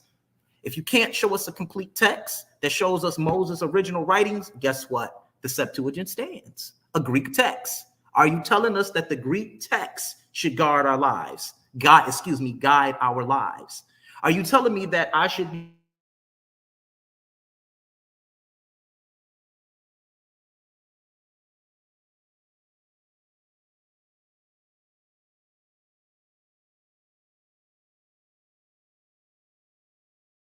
that you can't get around? You can run to Proverbs. I got something for that. Y'all can run all over the Bible and do Hebrew jujitsu magic. Now, I want to make this clear.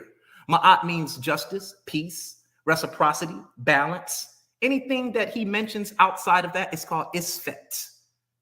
Isfet is chaos, disorder. If he mentions a king, I want the king's name.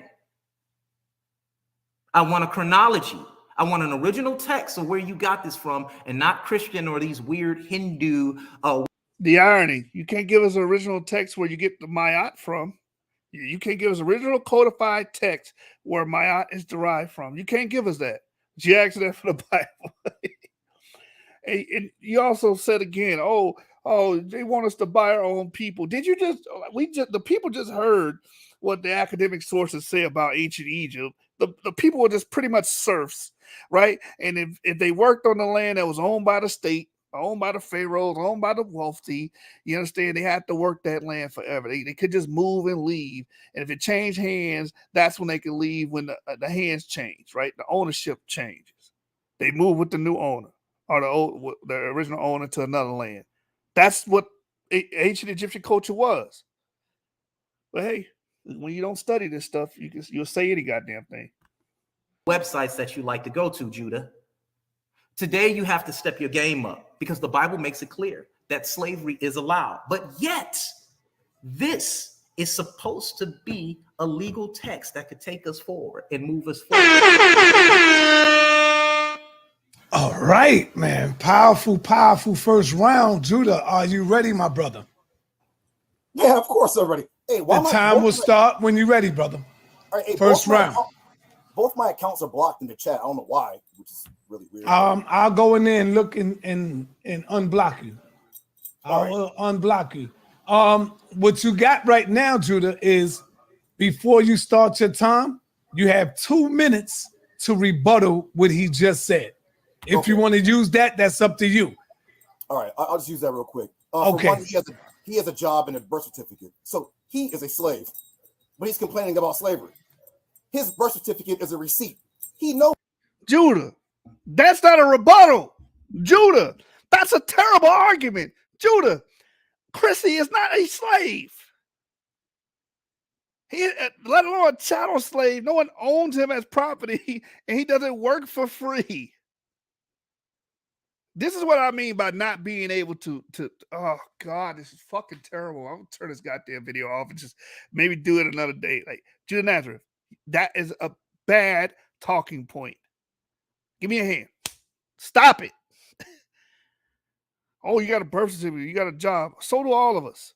We're not slaves. Slavery ended in 1865 under the Emancipation Proclamation, right? We're about to get ready to study. We're about to, a lot of African Americans celebrate Juneteenth. I don't know what to say to you guys. This is just a literacy on a new level. It's over 9,000. It's a bad point.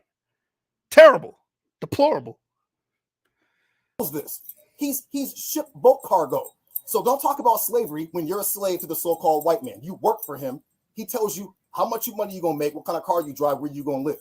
It means he owns you, and he has your birth certificate. You are a product, right? We want to talk about the Bible, but you're the white man's bitch. That's just what it is. Now quit being a sucker. Now let's get back to something. All right, no name calling, brother. Please, scratch that. He just said the time out. I got to stop you. Scratch that off the record, y'all. No name.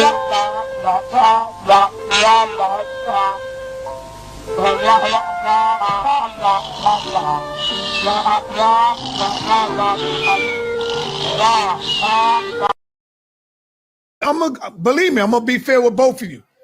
Right, no name calling for him as well. If he call you names, I'm gonna stop him too. So go ahead, brother. Don't. I want you to do that.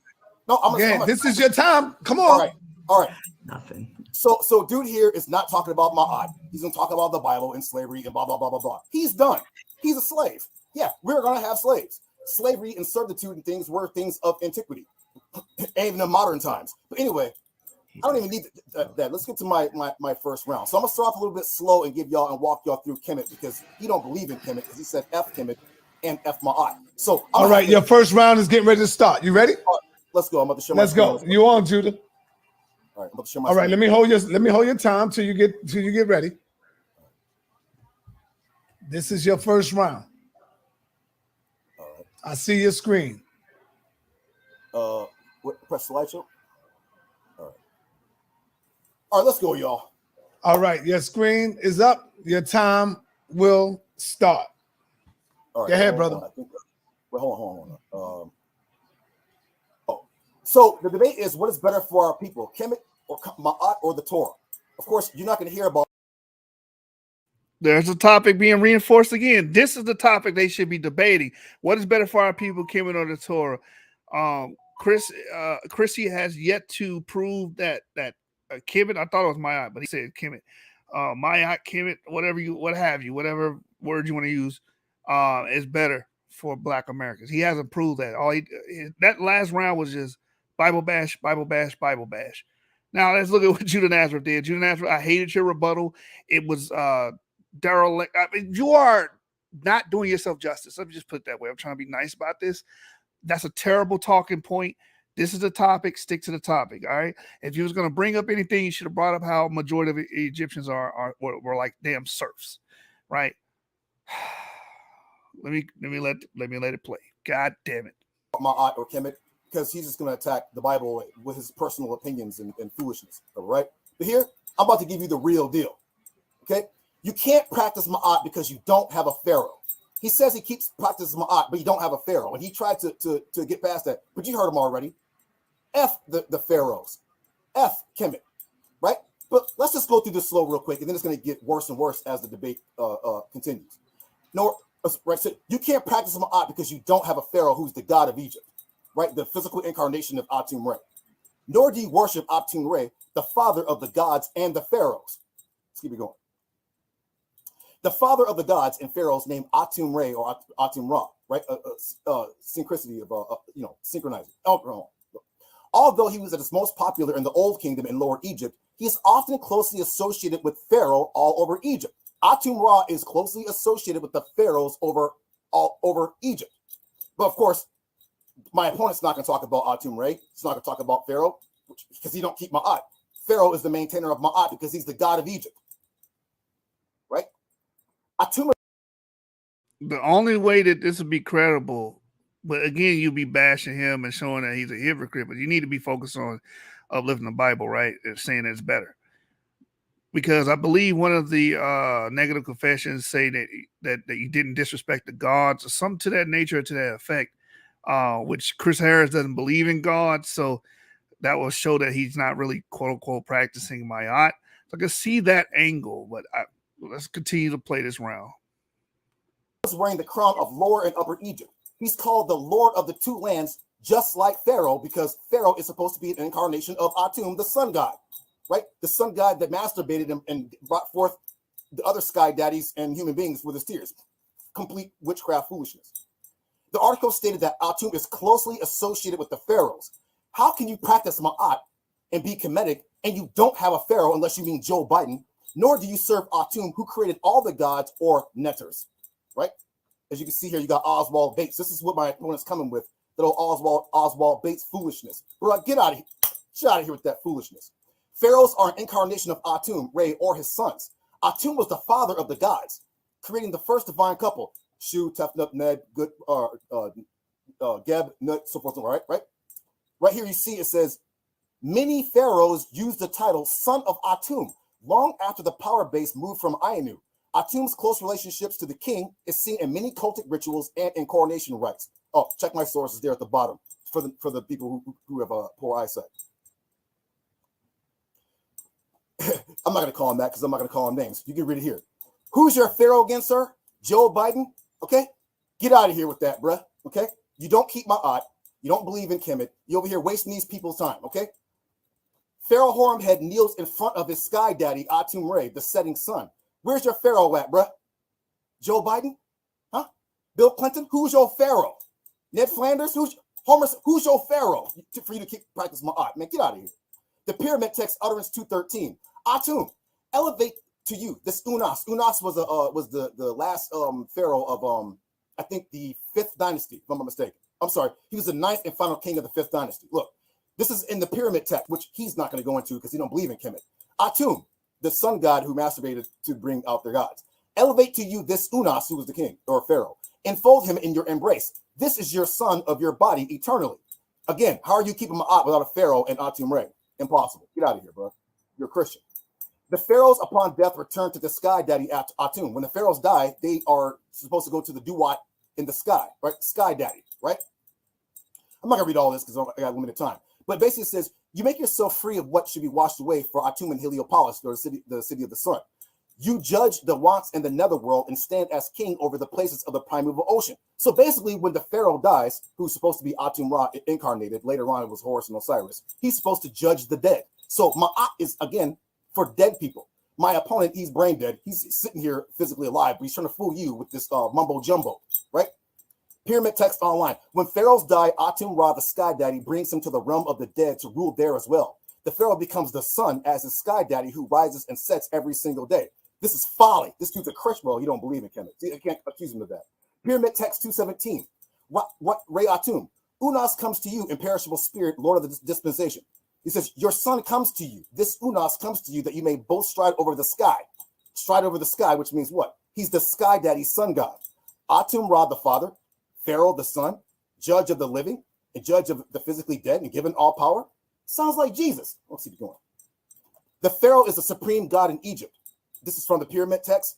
Unas is the bull of heaven, the phallic bull, who once suffered want and who has decided to live on the essence of every god. When the pharaoh dies, he's supposed to eat all the Baals and Kas of all the Egyptian gods, who eats their entrails, their intestines, when they come to the Isle of Fire with their bellies full. You see bull of heaven, penis or phallic penis solar idol.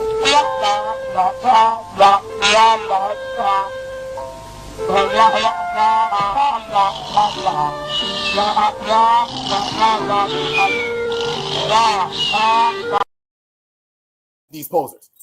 As you see here, it says that Unas, or this pharaoh, is the hawk of hawks, who is Horus. You know, the great one. Unas is a god. Judah. What in the fuck does this have to do with the topic? How are you proving that the Bible is better than Mayat?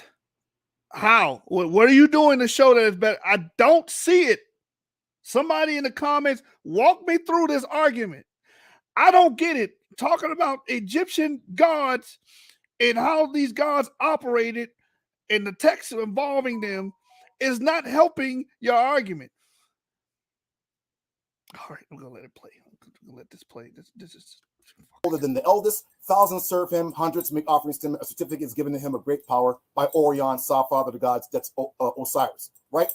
If you don't have a pharaoh, how are you practicing Ma'at outside of Egypt? If you don't live in Egypt, you live in America, okay? And you don't have a pharaoh. This is new age nonsense. You have to be simple-minded to try to pass this BS off on people with intelligence, bro. You don't keep Ma'at. You don't have a pharaoh. You're over here posing. Pharaohs were needed to maintain Ma'at. Like other kings, the pharaoh sat at the top of the social and political order, acting as the commander-in-chief and controlled all of the military occupations. But the pharaoh was much more than just a head of state. He also helped maintain Ma'at, the divine order in the world. Without pharaoh, the Egyptians believed that the world would descend into chaos. Now, as you can see here, I'm not talking to him. I'm just going to say, Black. There you go. I mean, at least that was on point. What source is this? Can I see the source? PBS.org. Pharaoh set Ma'at, whatever, help maintain Ma'at and divine order in the world. Without the pharaoh, the Egyptians believed that the world would descend into chaos. All right, so Chris is going to rebuttal something on this, but I'm just, somebody in the audience help me understand how this round helps the argument that the Torah is better. Somebody, please. Champ, how the F you practices in Ma'at when it clearly says you need a pharaoh? This debate is actually over. He can't practice something that's dead and non-existent. You check my sources down there. Ancient Egypt had no laws. What Pharaoh wanted was the law. But you're Kemet, huh? Ancient Egypt law was not set in stone. And although power always flowed from the Pharaoh, Egypt's laws were rather like the Nile, fluid, organic, and changing with the times, right? This dude does not know Kemet. So what he's trying to tell us is, well, you got to practice Ma'at without a leader who's a tyrant, who says he's God, right? He put his own people in slavery, but we'll get that later on. My opponent is dead, okay? The pharaohs had to uphold Ma'at. He don't have a pharaoh. Joe Biden's not a pharaoh, bro. Stop. In Egyptian cosmology, the goddess Ma'at embodied the concepts of order, truth, and justice. Viziers often wore a pendant in the form of the goddess. Let's keep it going, right? Egyptians believed that living according to her precepts, honesty, loyalty, and obedience to the king, to the pharaoh, would keep the chaos at bay. The Isfet he's talking about, in Egypt only. Obedience to the king or pharaoh would keep chaos or Isfet at bay. Sir, who the hell is your pharaoh? Okay, you're dead, bro. Okay? The pharaoh's justice was unrelenting because his role in keeping order, according to Ma'at's principles, was critical to preserving the well-being of Egypt. The pharaoh had to maintain Ma'at. Without a pharaoh, you can't practice Ma'at. He's going to try to pull some foolishness. It's like wearing a Christian cross and not even know who Jesus is. This is what this dude's trying to pass off on people. I mean, how damn? Dude's keeping Ma'at with Joe Biden as pharaoh. Kemet had no laws. Chris Harris has no pharaoh. And neither do any of my people. So how the hell is Kemet good for us? This is foolishness. Okay? Summary of Chris Wong's funeral. There's no way to get around it. You need a pharaoh and his father Atum Re to keep and practice Ma'at. Pharaoh upheld and maintained Ma'at by his rule. Pharaoh is a composite human deity composed of his father Atum Re, the setting sun, Osiris, the sun god at night in the realm of the dead, and Horus, who is Atum's great-grandson, the deified pharaoh of Kemet physically. The only way to maintain this folly is through modern Freemasonry, Hinduism, the Dionysian or Bacchanalian or Elysian mystery system, as ancient Egypt is dead. Now, with that, I don't, I forgot what number this is. Let me escape. I'm gonna stop right there. I'm not gonna use my whole time because we got more. Oh, I'm sorry. Hold on, bear with me. Give me 1 second. That's 17. Cool. We're gonna keep it going. How much time I have, Son Letter?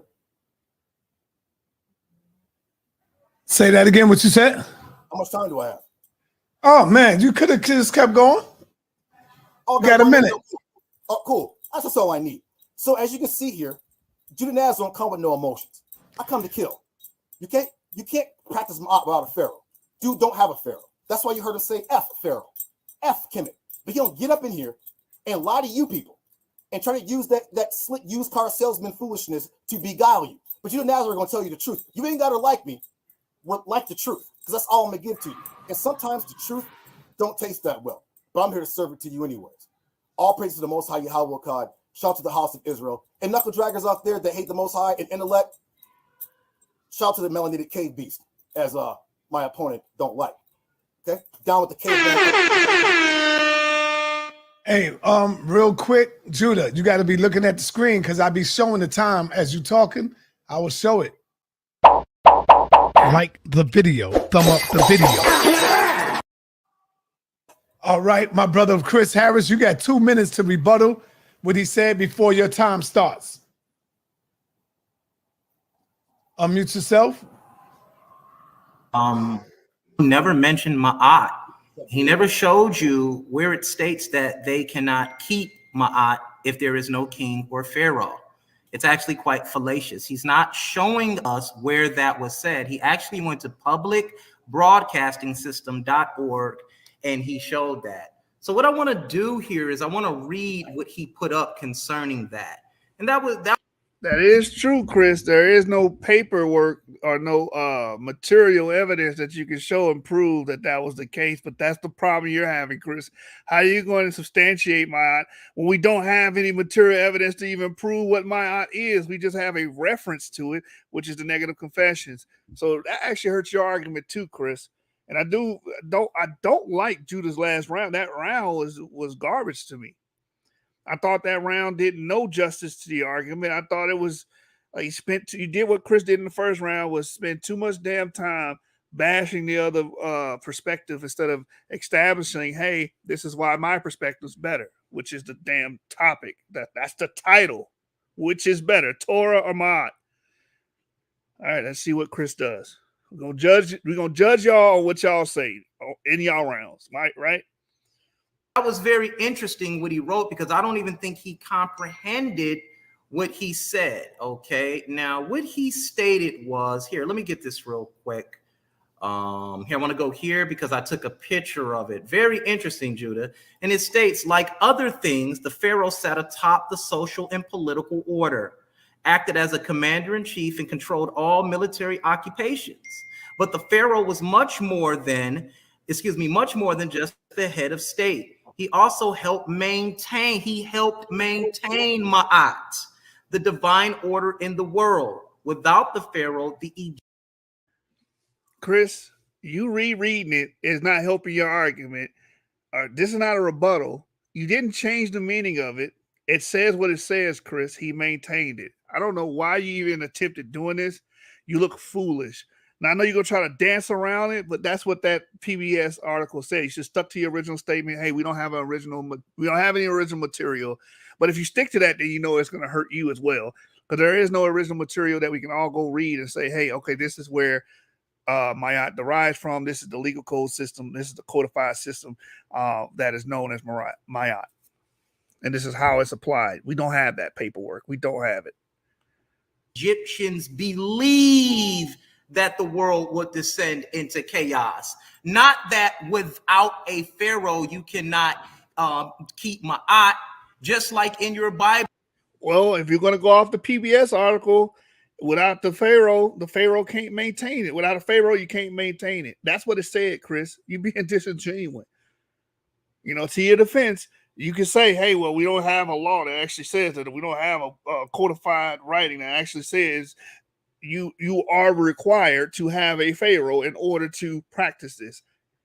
But if you're going to argue him on the point of what PBS says, you're wrong, Chris. It's fucking foolery for you to even try to, I'm going to rebuttal this and read it and say you didn't comprehend it. No, Chris, you didn't comprehend it. It says what it says. Without that, the world would descend to chaos. It's over with.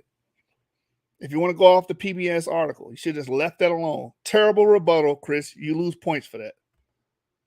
The King David and Solomon, they are to keep their Torah. If they don't lead their nation correctly, then they are without the Torah, and Yahweh would curse them. So the Bible is not unique when it says that you all fell into chaos when you all did not keep your Torah. It's a fair equivalency, Judah. It doesn't say that you can't keep it. And not to mention, that's a fallacy of etymology because you're trying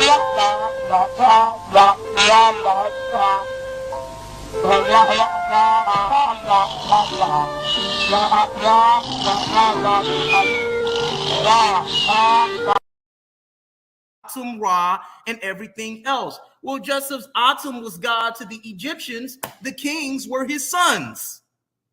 Just as David was the son of Yahweh. You have to show Ma'at and why it's bad. You are showing a poor understanding of the. Judah does not have to show Ma'at and why it's bad. He has to show how the Torah is better than Ma'at for African Americans.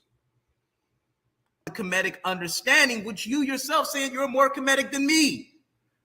So with that being said, man, let's get to the next one because I'm going to continue to show y'all why the biblical text is not any good for black people.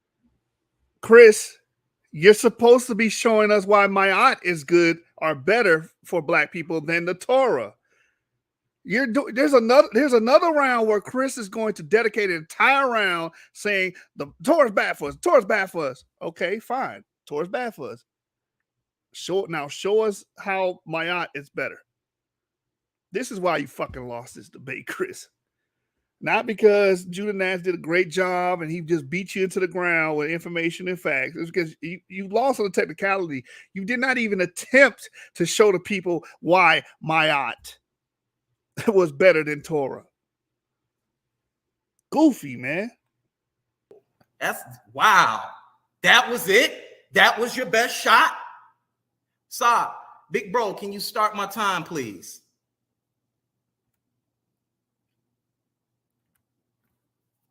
Netta, can you hear me?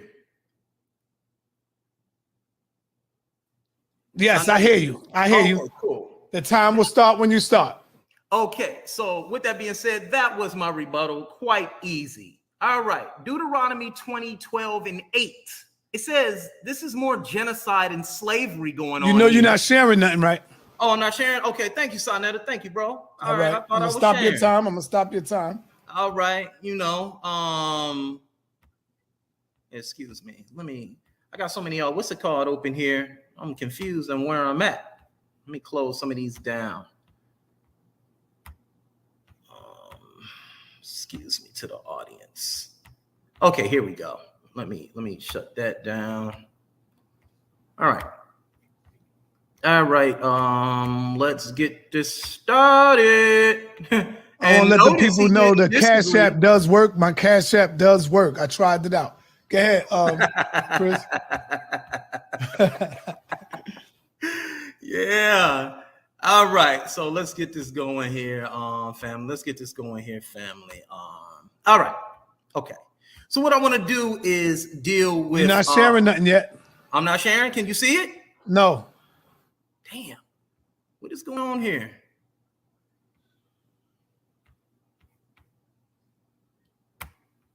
Okay. All right. Oh, okay. My bad. All right. My fault. Can you see now? See it. There you go. It's up now. Right. Your time starts. Here we go.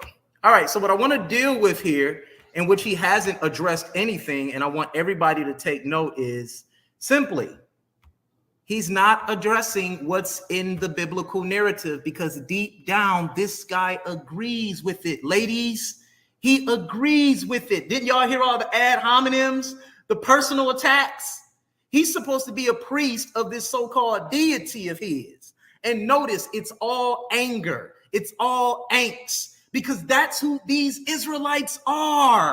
That's an appeal to an emotion and a rabble rousing. Who gives a fuck what he is, if he's a priest or he's not a priest, or if he's not keeping Torah, or if he is keeping Torah. Your job right now, Chris Harris, is to show to me in the audience that Kemet or Mayat is better than the Torah. It's a better option for Black Americans than the Torah. What are you doing? Who cares? I don't give a damn. That ain't gonna give you no points. What about the topic? Speak to the topic. He doesn't even understand the pyramid text of Unis. He's reading it, making assertions into an ancient text. Now, I want to go back to something here.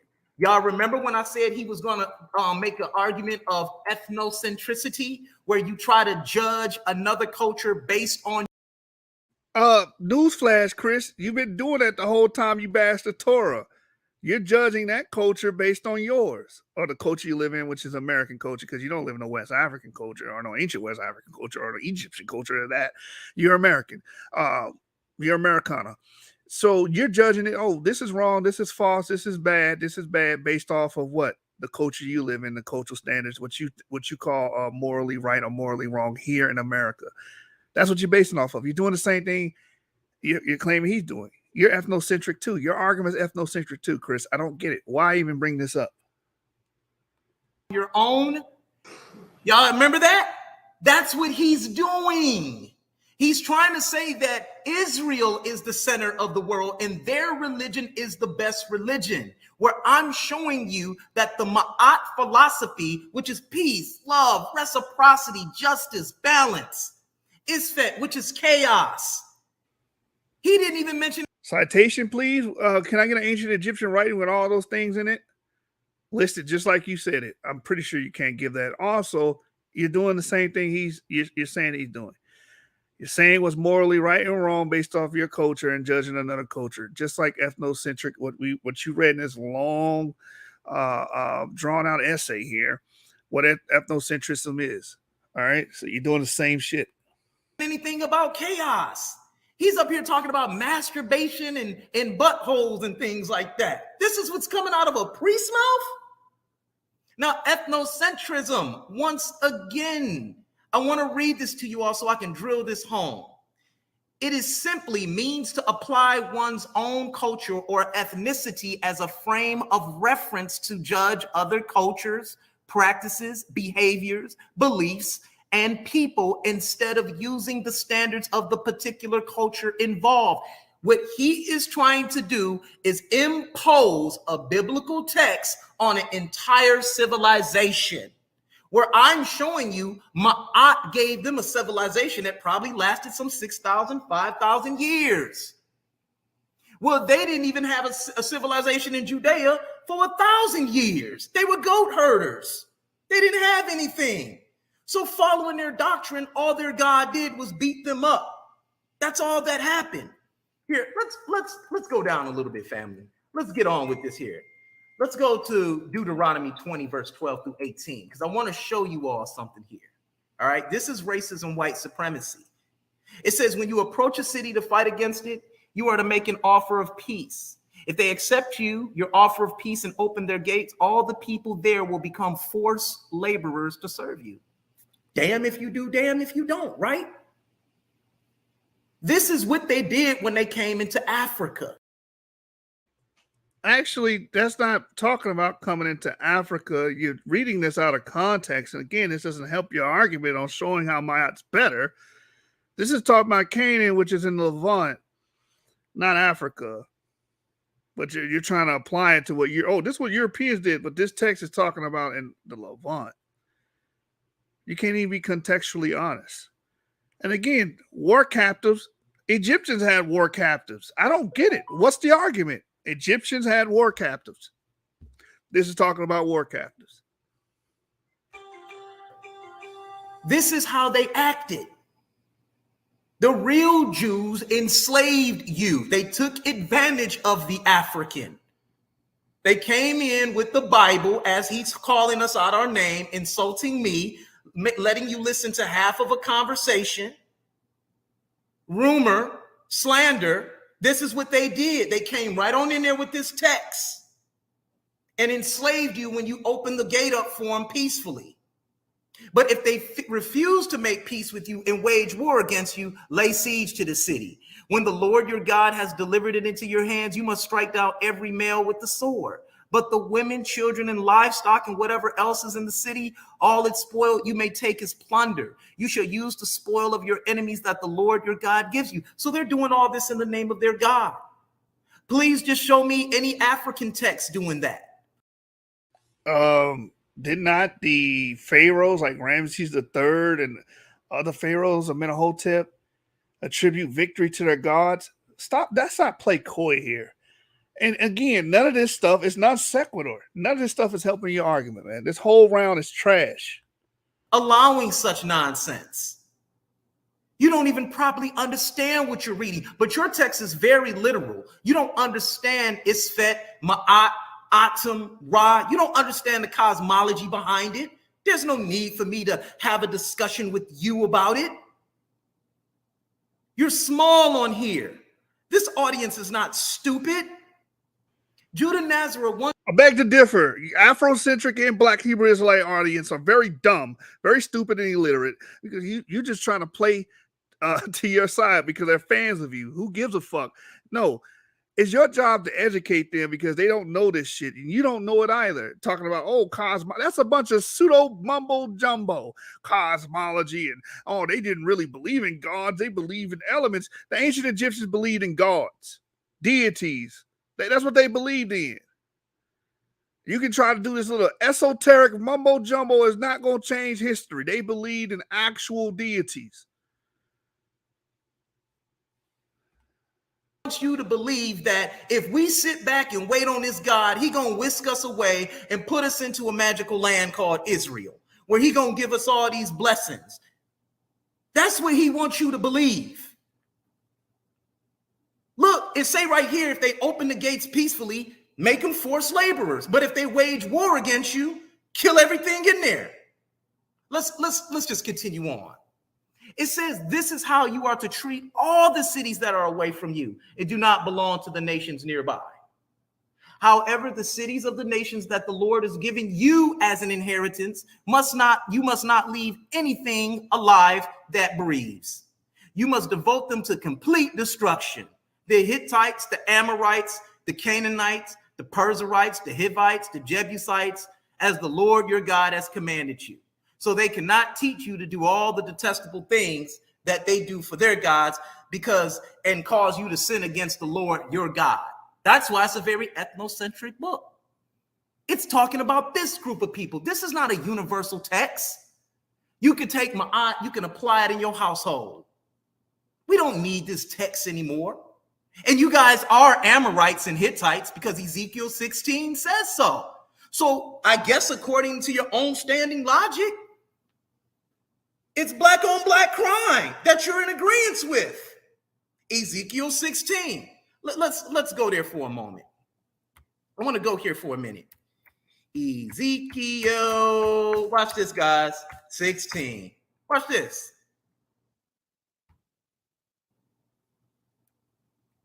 It says, and the word of the Lord came to me, son of man, confront Jerusalem with her detestable practices and say, this is what the sovereign Lord says to Jerusalem.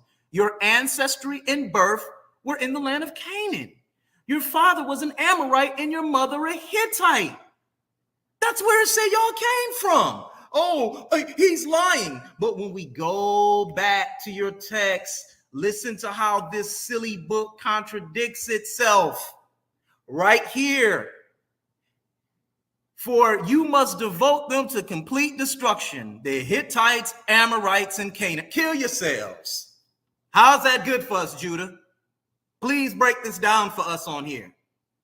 You can talk about Ra, Isfet. You can talk about anything homosexual. Man, all that stuff is Isfet. That's out of order and chaos. I agree with you on that.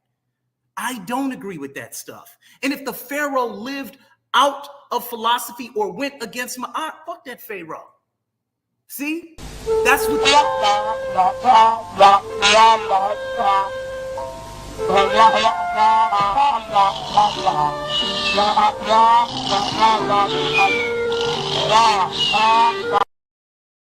like y'all coming to our land, we can just bust y'all on up. That's what we need. See, I love a Tutmos the Third. I love them stories. Praise you, Tutmos. I praise him for what he did to these goat herders. Tutmos III was a European. Tutmos III genetically is Europeoid. That's what he is. He haplogroup R. You up there, oh, I praise Tutmos III. He not even African. He European by descent, man. IBD, that's the method we use in the field of science. IBD, identification by descent, damn it. And Chris in his head, oh, he's what you might be related to, you might share common ancestry with him. Chris Harris might be haplogroup R. I don't know. I ain't seen his genetics. Maybe he could prove me wrong and show me his haplogroup, but he might be haplogroup R, man. But you know, again, that's what Tutmos was, haplogroup R. His family line, royal line, haplogroup R. So, oh yeah, I praise him. He's okay. He's Eurasian. All right. He went right upside your head. That's what he did, and that's why I honor him. That's what this text is teaching. So you're Amorites and Hittites according to your own Bible. More genocide and kidnapping. Numbers 31, 17, and 18. And this is what they celebrate. This is why you continuously hear him call you knuckle draggers. Not humble, Judah. It says, now therefore kill every male amongst the little ones, kill every woman that has known man by lying with him. Kill the women that had sex. But all the women and children you have not known a man by lying with him, keep alive for yourselves. That's kidnapping. So after you kill all her family, you're going to take her to yourself. She's afraid shitless. So of course you can do whatever you want to her. She's trying to survive. She's gone into survival mode. And y'all on there raping them at that. This is a sick book. I detest Yahweh. He ain't going to do nothing. See, I just warned live on air right there. Here, let me help the audience out and all these Israelites in here trolling. Fuck Yahweh. See how that works? Where your thunder at? Nothing happened. See? Bullshit. It's all nonsense. This was their story on how they came into Africa and kidnapped and destroyed us and came into our. This had nothing to do with Africa. This is not like you're contextually dishonest here. This scripture has nothing to do with coming into Africa and killing people. Again, this is talking about 11 people who are primarily from the Caucasus, primarily quote unquote white, lighter skin, right? We have their genetics. We know exactly what these quote unquote Canaanites look like and who they were and who they descend from. This has nothing to do with the continent of Africa. This has nothing to do with ancient African people at all. That's what it's dealing with, Chrissy. But again, we're deep into this round. We're very deep into your round, and you have done nothing to prove that Ma'at is better than the Torah. You're off topic. This entire round was non sequitur. Now, if you were to show the verse and say, okay, in Ma'at it says the opposite, and this is why it's better, I will give you the credit. But you don't have anything here. You failed. You failed. There's nothing here that will suggest that Ma'at is better. You're just saying the Bible's terrible. Okay, you established that. You say that that's your opinion. That's the way you're arguing. Now show us that Ma'at's better. Demonstrate that. Real temples. You have to show us where it says in an Egyptian writing where you can't keep Ma'at as a king if there's no king, which is a fallacy of etymology, by the way. Because we've adopted all of these practices as Black people. Egypt, Nubia, West Africa, Ifa traditions. We've adopted all of them. We've adopted Judaism according to y'all and Christianity. We all practice them in different ways. Let's keep going. So why can't Judah Nazareth practice the Passover, in as different ways? We were talking about earlier this month, does celebrate death and destruction. Are we supposed to celebrate the death of destruction of a great ancient civilization such as Kemet? Something that we can look back on and celebrate. Something that we could look back on and say, look, we did that. We accomplished that. There's greatness in our veins. It just don't stop there. You can go into Ethiopia. You could go into Nubia. You could go. Why you keep saying our veins? You don't relate to the 18th dynasty of Egypt. Prove and show that you got, maybe you are haplogroup R, I don't know.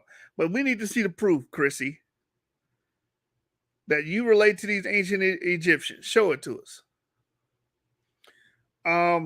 There are plenty of societies and ancient cultures that celebrated their victories over other people groups. So it's not exclusive to ancient Israel. That's not exclusive at all. We always made feasts and stuff. When I say we, we're talking about humans in general. Feasts and celebrations over winning. Ancient Egyptians did it. Mesopotamians did it. Babylonians did it. But hey, you're going to act like, oh, no, we Egypt, nobody else did that. It's exclusive. Stop it. Go into Songhai. You could go into Mali. You could go to the Yoruba people. You could go to the Maasai people. Africa's traditions run deep.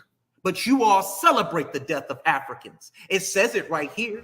This is how you are to eat it, referring to the Passover meal. With your cloak tucked into your belt, your sandals on your feet, and your staff in your hand. Eat it in haste. It is the Lord's Passover. Quote on that same night. Oh, man, I got more. Thank God we stopped here. All right, man. Judah, you can rebut 2 minutes before you get into your second round. All right. I think you might be taking this lightly, Judah, because I don't see you writing down no notes or nothing, brother. Okay, all right. I stand to be corrected. You got 2 minutes before you go ahead and get into your second round.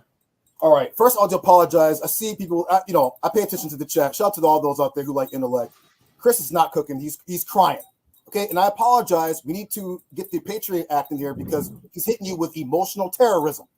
A bunch of emotion. Let's get to it real quick for my rebuttal real quick. I didn't spread any rumors or slander about him. I went into Atum Ray and the Pharaohs. So he literally just lied to you. He don't believe in Kemet. He's not even debating. He's talking about a whole bunch of other stuff. I'm sticking on topic though. This dude literally made up his own form of Kemet. This is what the Neo Age, they make up their own form.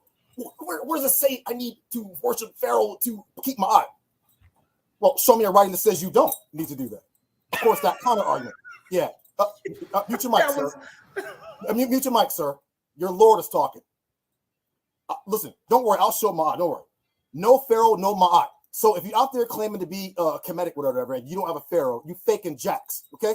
You're faking jacks. You don't believe in it. I believe in Kemet more than you because I'm telling you the truth. Look, he done dropped off to go cry. Watch this. I didn't mention Israel. I didn't mention Israel at all in my first round, which is 1-0, by the way. Right? He says I'm using ethnocentrism. I didn't use it. I didn't speak about the Torah at all. I just went into what Kemet was. So he just lied to you again. That's 3 lies. He thinks killing children, bestiality, killing strangers, homosexuality, and cultic prostitution is okay. He says that the Amorites and Hittites, that we're Amorites and Hittites, we became a nation in Egypt, not in the land of Canaan. So the dude just lied again. And he's been lying and hitting y'all with the emotional JJ discharge the whole time. So it's already 1-0. Let me get to my round. I don't need to finish my whole time. Y'all see, the debate's pretty much already over. Judah Natz, stay focused because I'm a killer. Let's go. I'm about to share my screen. Oh, where did my opponent go?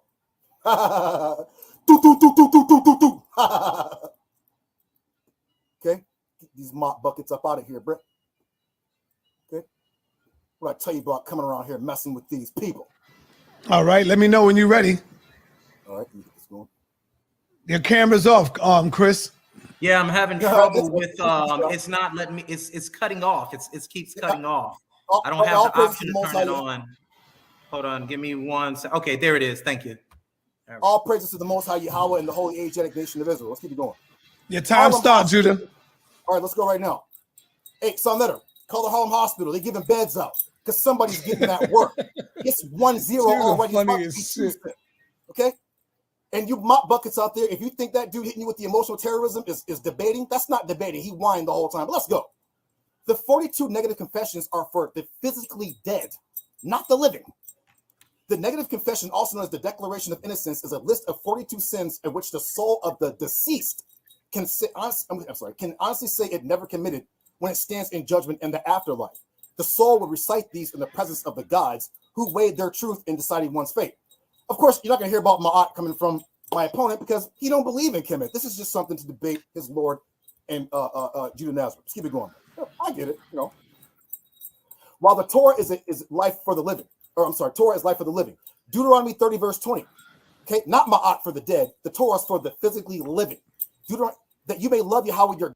This is the round that made him win because he was on the topic. He was saying, "Hey, this is why the Torah is better." Right here. I never seen this from Chris. Chris never said, "Hey, this is why the he never spent time demonstrating and building and explicating the argument of Ma'at being better." And to be fair, Judah Nazareth did not do that either throughout the entire debate until we get to this particular point. He begins to make the case. So, from a technicality standpoint, this is what gave him the win. This is a TKO, not a KO, God, to obey him and hold fast to him. For he is your life and he will prolong your life. Not you will die early at 20 years old like the Egyptians did because they had diseases. Deuteronomy 30 verse 6. Yahweh your God will circumcise your hearts and the hearts of your descendants, and so you will love him with all your heart and with all your soul so that you may live. Not worship Pharaoh, fake Ma'at, and die of parasites and worms in your body. Okay? So this is how I'm going to show how the Torah is better for us than this Neo Aleister Crowley fake comedic foolishness these dudes is coming with in 2022, right? So we're gonna go. Let's start with black on black crime, gang violence, Exodus. If our people follow these commandments, we'd alleviate at least a good 90% of our issues. Of course, my opponent doesn't have any, nothing for you for a Ma'at to stop all this. We keep going. Exodus 20 verse 13. You shall not murder. If our people stop doing that, we would alleviate a lot of our issues. Genesis 9 verse 5 and 6. I will demand an accounting from anyone who takes the life of his fellow man. Whoever sheds the blood of man, by man shall his blood be shed. These commandments stop the cycle of death from black on black crime and gang violence. Pharaoh Joe Biden has no laws to help our people. Okay? You'll plot it here, bro. Single black mothers and deadbeat dads. In 2020, there are about 4.25 million black families in the United States with a single mother. This is an increase from 1990 levels where there was about 3.4 million black families with a single mother, right? So now we're at 4.25 million black families with a single mom. The Torah alleviate this. Deuteronomy 23 verse 17. This is not saying that single mothers are whores. I just brought this out. Watch. There shall be no whores of the daughters of Israel. Also, there should be no one who fornicates of the sons of Israel, right? In other words, our sisters shouldn't be going around sleeping around, and our brothers shouldn't be going around seeding up our sisters, or any woman for that matter, making them whores and making them single without whores. You know what I'm saying? And making them single to raise children by themselves while these dudes are off smoking Reggie and playing PlayStation. Exodus 22 verse 22. You must not mistreat any widow or orphan. If you mistreat them and they cry out to me in distress, I will surely hear their cry and I will kill you. So the Most High will kill you if you mistreat the single mother and the orphan, the parentless child, right? Because we actually have laws that keep our of morality to keep our nation intact. Okay, neo-Kemetism has nothing for you, nothing but emotion and crying and tears. Okay, let's say strip clubs and prostitution. Deuteronomy 23 verse 18. No daughter or son of Israel is to be a shrine prostitute. You must not bring the wages of a prostitute, whether female or male, into the house of Yahweh your God to fulfill any vow, because both are detestable or an abomination to Yahweh your God. Ma'at and Pharaoh, son of Sky Daddy, didn't have any laws against lewd behavior for men and women. In fact, ancient Egypt had male and female cult prostitutes and sodomites. Okay? Sodomites. Okay? Bandits. And there was no laws against that. You can do whatever you wanted to do. Oh, Alistair, do as the... Bro, get out of here with that foolishness, bro. Okay? Abortion, which plagues our people. The effects of abortion in the black community.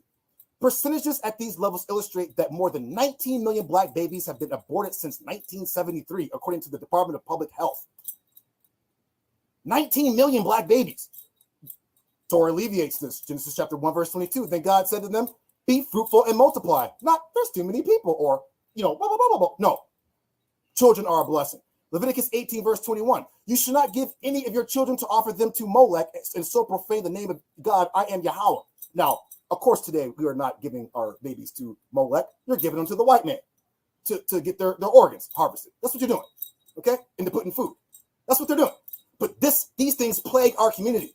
The Torah is the solution. Neo-Cometicism, Alistair He's speaking to what's better for our people. This is speaking to the topic. The Torah or not. He said, hey, making a case, hey, the Torah says these things here. It seems to be pro-life here in these aspects, right? That's his argument. That's on topic. Polytheism is nothing. It's garbage, okay? Again, hatred for each other, grudges, and violence against one another. Leviticus 19, verse 17. You must not harbor hatred against your brother in your heart or your mind. Directly rebuke your neighbor so that you would not incur guilt on account of him. Do not seek revenge or bear a grudge against any of your people, but love your neighbor as yourself. I am Yahweh. In other words, this would alleviate gang violence. Oh, we're going to go smoke the ops. We're going to circle the block. No, you keep the Torah. You don't do that. You go talk to him. You work it out. You keep it going. Maat, where's it? Oh, Maat has no answers. I'm sorry. Where's the laws against black on black crime, hatred, grudges, and loving your brother and sisters as yourself in ancient Kemet?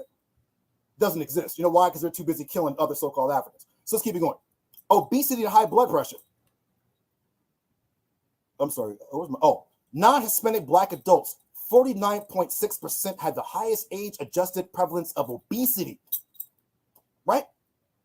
Ancient Kemet's people were obese, had parasites, worms, bled out the rectum and the privates from disease. Where's the Kemetic dietary laws, Fretch? We don't want to hear that shit, Sharif. Israelite dietary laws are Leviticus 11. Okay, there was no surely from what's happening, people walking around in Israel. But that's what was going. The pharaohs in Kemet were fat as shit. Let's keep it going. Chris, where are the commandments at in Kemet? Oh, I'm sorry. I'm not going to answer that. Let's keep going. Helping our own people out from poverty. Leviticus 25, verse 35. If one of your brethren becomes poor and falls into poverty among you, then you shall help him, like a stranger or a sojourner, that he may live with you. Our Torah teaches us, if you see your brother and sister struggling or impoverished, help them out. The people that took our book, that's what they do. They had their own neighborhoods and they help each other out. Got their own ambulances, police, all that. If we did that, we would alleviate tons of our issues. But of course, some people like the knuckle draggerism, the niggerism, and they want to stay in this low condition. No, we need to get up out of here. It's 2022. We need enough of the folly. Deuteronomy 15, verse 7. If anyone is poor among your fellow Israelites in any of the towns of the land of Yahweh your God is giving you, do not be hard-hearted or tight-fisted toward them. In other words, don't be like, I ain't giving that nigga nothing. No, help him out, because that's your brother and sister. Of course, Kemet don't have laws like that, and he's not about to tell you any. Where in Kemet are these laws? That's a good point. The actual ancient Egypt was not egalitarian. They would not have like charity like that back in those times. As we read earlier, most of the wealth was in in the hands of the elite. So he's making the argument now. What Chris needs to do when he goes around and say, well, actually, Mayat says X, Y, and Z, or show some kind of evidence by the Egyptians, using the Egyptian people as a proxy, since we don't have a legal code from ancient Egypt or something. Again, this is why I say Judah Nazareth won on a technicality. This was his best round. The rest of his rounds were garbage to me. I'm not gonna lie to y'all. I'm not gonna bite my tongue. But this was the one that he made, at least attempted to stay on topic and make an argument for it. Right? Which one's better? Okay, no goddamn where. They don't exist. Whatever Pharaoh said went. That's the law. 3 minutes. Right. You have no Pharaoh means you have no. So Kemet is goddamn useless to fix our people. So to come on here and lie to these people and cry and whine, nigga, it's fruitless. Stop, bro. You spent 2 rounds complaining and not debating. Okay? Now I think that's a terrible argument, though. I don't mean literally. I'm talking about these people who hate intelligence, who hate righteousness, who hate uprightness, who want to worship Joe Biden. Bro, get out of here. Okay? This is my summary of round 2. My opponent absolutely has no information in Kemet. Ma'at, Atum-Re, the penis worship is what all the most of their male phallic gods, sun worship. How's worshiping the sun good for our people? You have to be a complete window licker to think my opponent actually proved that Kemet is good for our people. All he did was pick and choose. Oh, well, if you go to war against the people, fool, that's what everybody was doing. Except we had laws to govern what we did. That is true. Other people just come in and just kill you. I don't want me to stop sharing. All of the ancient Near Eastern cultures ran like that. As you can see here, I demonstrated how the Torah will alleviate many of our problems. Now, if you're a knuckle dragger and you like the folly and the niggerism, then killing each other, being greedy, gang violence, single mothers, deadbeat daddies, all this foolishness, you will agree with it. But see, I'm not a knuckle dragger. I'm a god, okay? Lowercase G-O-D, okay? That low level niggerism, we're not dealing with that in 2022. It's time to elevate, okay? We're not making up our own religious systems, okay? Neo-Kemeticism. So Judah Natz demonstrated how the Torah applied will alleviate the problems of our people. My opponent is not going to do that. He's going to pick out some verses that he don't like. How much time I got, Senator? You have 1 minute. 16 seconds. Okay, well, I guess I'll just use my 1 minute. That's 2 rounds of beating.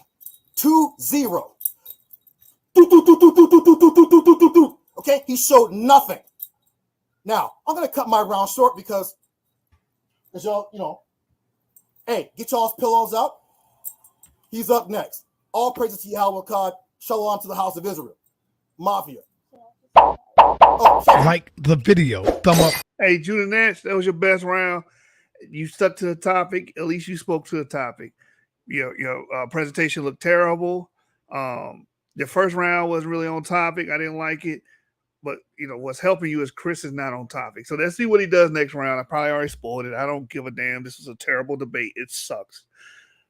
If I got to, suffer through this, I'm just going to give my commentary as is. All right, y'all? The video. All right, brother Chris, you got 2 minutes in your rebuttal round before your time starts, my brother. All right, give me a second, Senator, for a minute. Yes. I lost my spot where I was at. Trying to listen to that. Wow. Man. Woo! Wow, man, you working it out, brother. One more time, people. I wrote down some of the things he said, and he never again mentioned Ma'at. Your time starts. 2 minutes. Okay, one more time. I want to go. Actually, he did mention Ma'at, but he did his job. His job was to show that the Torah was better for our people. Why it would be advantageous for people to follow the Torah, not necessarily hone in and focus on Ma'at, the little bit of literature that we have on that. And that's where you're fucking up at, Chrissy. That's why you lost this debate, because you're not focusing on showing the people how it's greater. You're just saying the Bible sucks, it's trash. Okay, fine. That's what you think. But show the people how Ma'at's better. We're still waiting on that. Matter of fact, wait a minute, stop my time. Let me get the picture up real quick. I get the picture up. Let me get that picture up real quick. Yeah, I'm sorry. I'm trying to. Oh, geez, it won't pull up. Okay, here, let me do it like this then. Let me just do this real quick.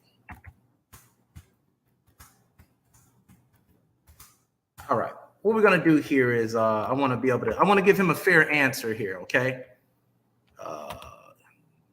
Okay, let me view this image here.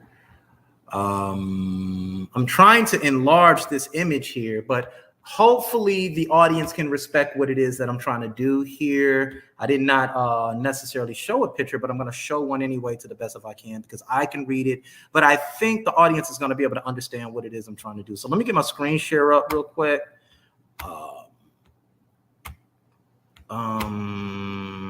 Boom. Nick Saban. I want to go here. Do I want to go here? Do I want to go here? Do I want to go here? Do I want to go here? Where do I want to go? Where do I want to go? Hold on. Okay, here we go. All right, so these are the 42 confessions of Ma'at. Time start. Okay, so what I want to do is I want to address a couple of them. And he says that, where are the laws at? Where are the laws at? Judah, once again, you are making a very ethnocentric argument here. We did not have books containing a bunch of laws. That is Greek. Africans already had advanced civilizations. We had a 10,000-year head start on civilization. We already. That's a fucking lie. That's a lie. The conception of books is not Greek. Collection of papers, whatnot, it's not Greek. Secondly, laws, a collection of laws is not Greek. The oldest we have is like y'all help me out. I can't even think of the name of them. The Mesopotamian law codes, right? He knows about them. Isar Shanu. Before that, you had the Code of Hammurabi, the Code of Narmu. So they did write down codes and laws. The problem is, we know ancient Egypt had some kind of law system or legal code. We just don't have any written evidence of it. There's nothing that survived from that time period that can show us this. You have something that may reflect on that, like the 42 negative confessions, but we don't have a complete codified law from ancient Egypt. So he just lied. Thank you, Hammurabi. That's what I was thinking of. He just told a damn lie, man. He knew how to act. It clearly tells you in your biblical narrative, when y'all came out of Egypt, y'all needed laws in order to live in the land because y'all did not understand civilization, albeit y'all were never there. He keeps on talking about we have laws in order how to live in our kingdom. What kingdom? It was never there. You have to show that type of information. Now, the 42 negative principles of Ma'at, yes, you are right. Hunefer, such as in the papyrus of Hunefer, he is mentioning things that he has not done in the afterlife. Why? Because he knew not to do them when he was alive, Judah, because the entire civilization was based around the principles of Ma'at, which is, once again, I have not done iniquity. I have not done violence. I have not stolen. I have done no murder or harm. I have not stolen food. I have not withheld offerings. I have not acted deceitfully. I have not told. Chris, you just killed yourself. That would mean that there was some kind of law code there. We just don't know what that law code is because, again, there are no extant copies or manuscripts of that law code that have been discovered or persisted to today's time.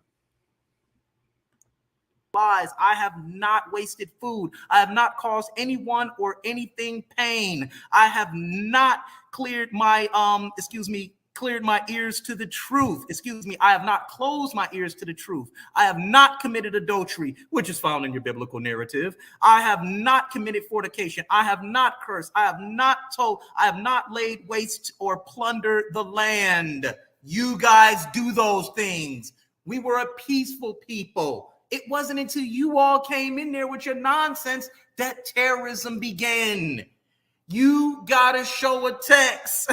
Your text is a Christian era text. We already had those principles. Why is it that y'all feel like because y'all got a book and your oldest book is the Greek text, the Septuagint, y'all are superior? This doesn't make you superior. Nothing you showed has debunked me. Here, he mentions fornication, but it's weird. That's weird here because I want to address the fornication that was going on right there in your own society. We're going to address that in my closing. In my presentation. So with that being said, he still has not showed why you have to debunk. That we can't keep Ma'at. He hasn't showed one negative aspect of it. What he has showed, in fact, is he's made a bunch of assertions about the philosophy of Ma'at. He's judging Ma'at according to its own standards. He doesn't understand. You guys have heard his presentation. You heard what he said? He's judging Ma'at according to his own standards. That's what you do with the Torah. You're judging it to your own standards. You don't like war captives, even though ancient Egyptians had war captives, but the Bible says it, you don't like it. You're judging it based off your own standards too. You're being a hypocrite right now, man. And secondly, establish how Ma'at is better. You haven't done that. You haven't done it, Chrissy.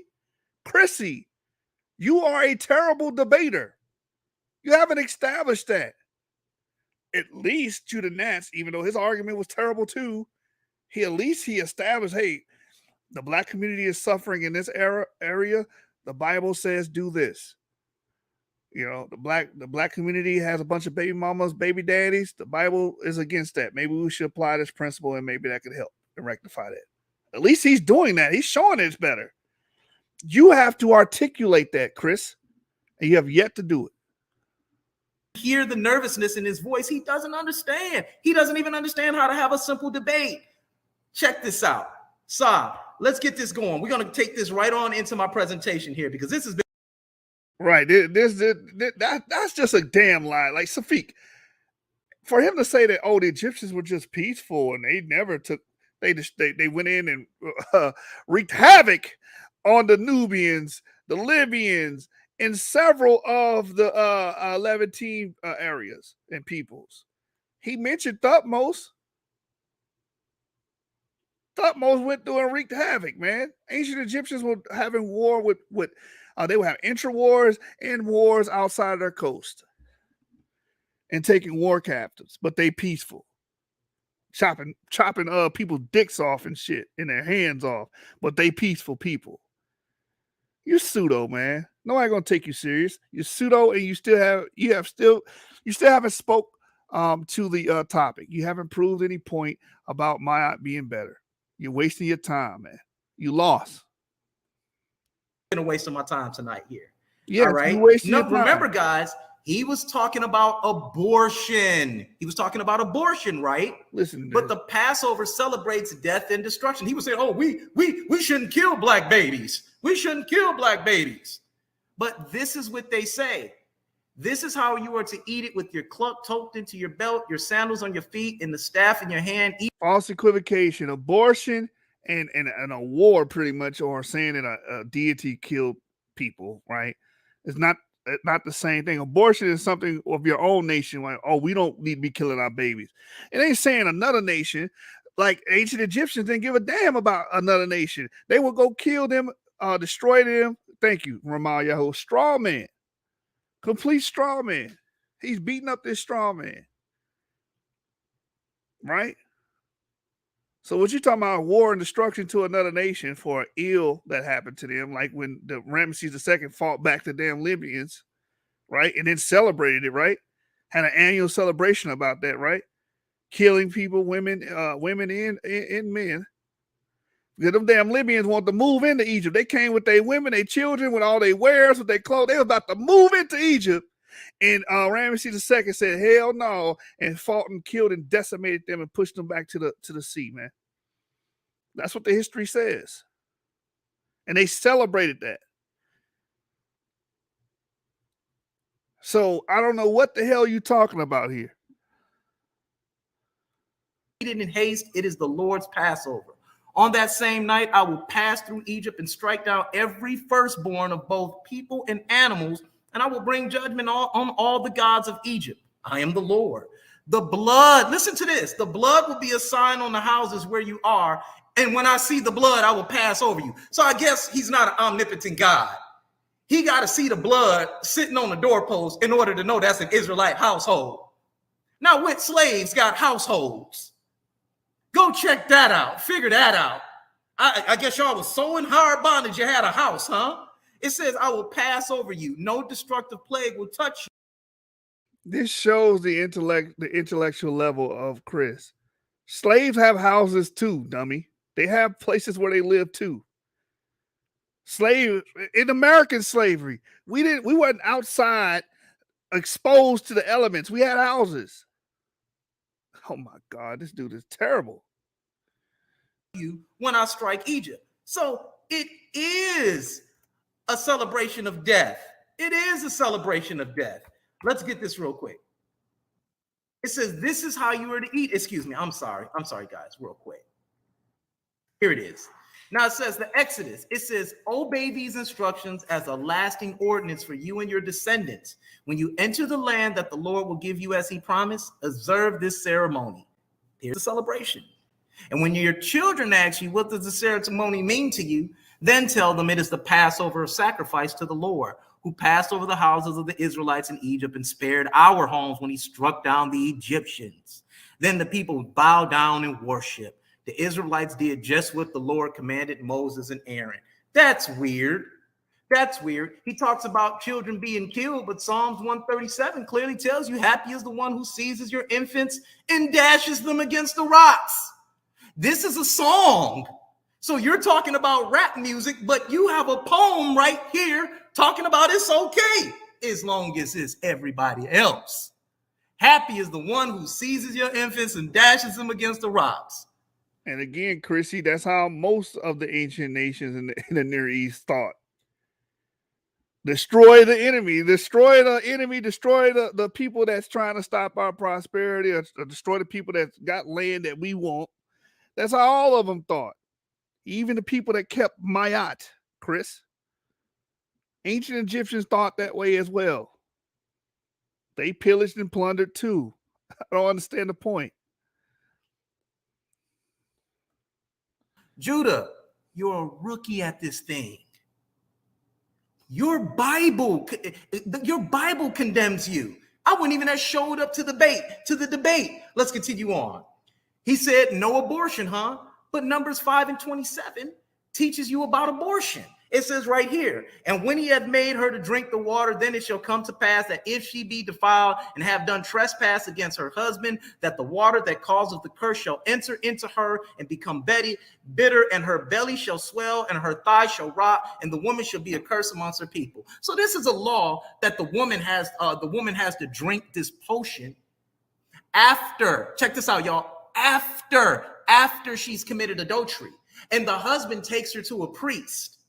And if her belly don't rot, she's not defiled. She didn't do anything. But if her belly rots, she's defiled, and the baby is killed. Y'all see that? This scripture don't say nothing about no damn baby dying or getting killed. Nowhere in this scripture does it say a baby died or got killed.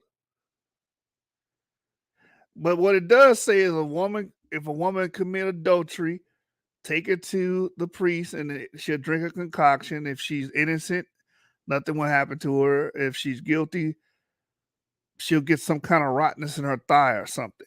That's what it actually says. But he tried to make this change. He tried to morph this verse to mean abortion.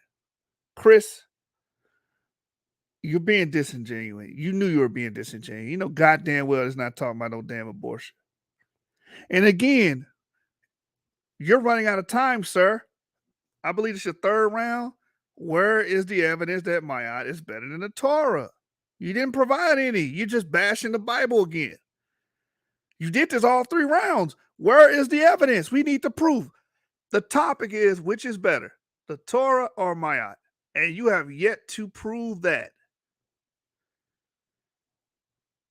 And again, you're either illiterate or disingenuous. This verse has nothing to do with abortion. That's why I say your belly swell and your thigh rot.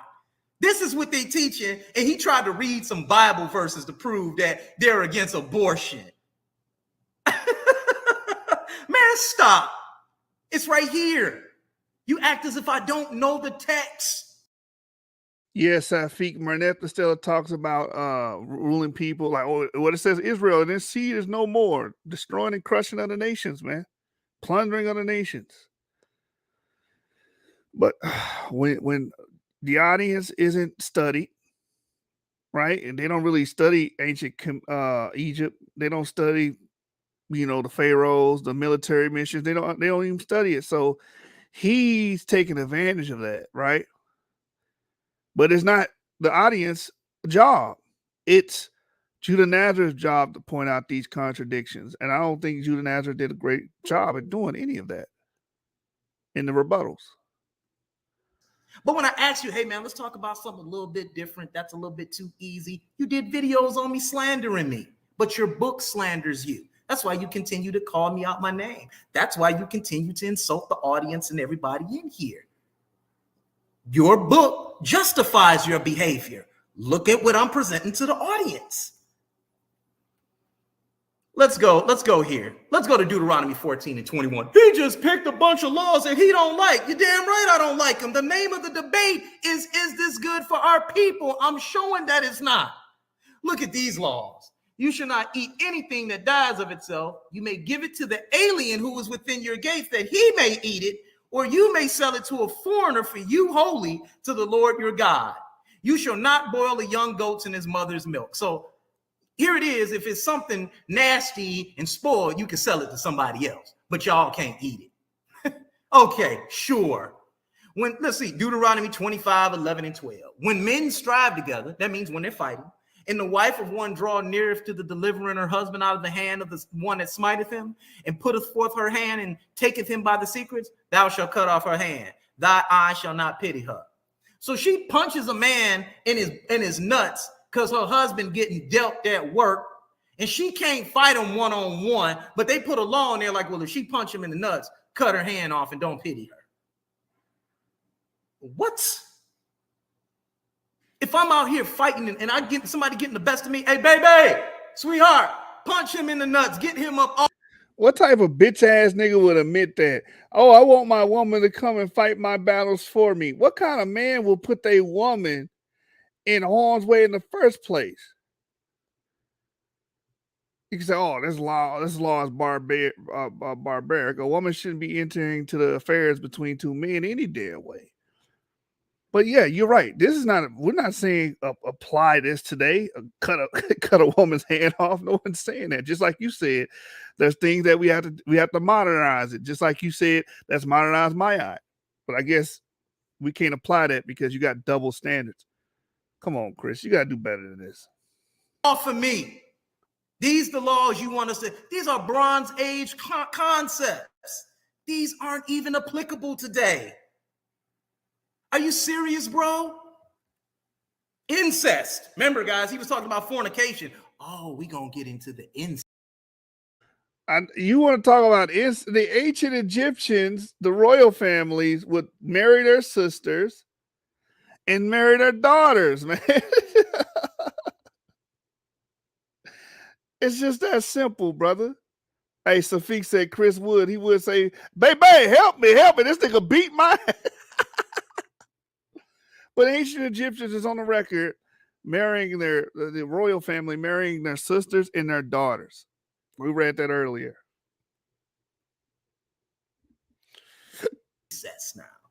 Now, Deuteronomy, this is very key. This is probably why they so cursed as a people. It say, cursed be he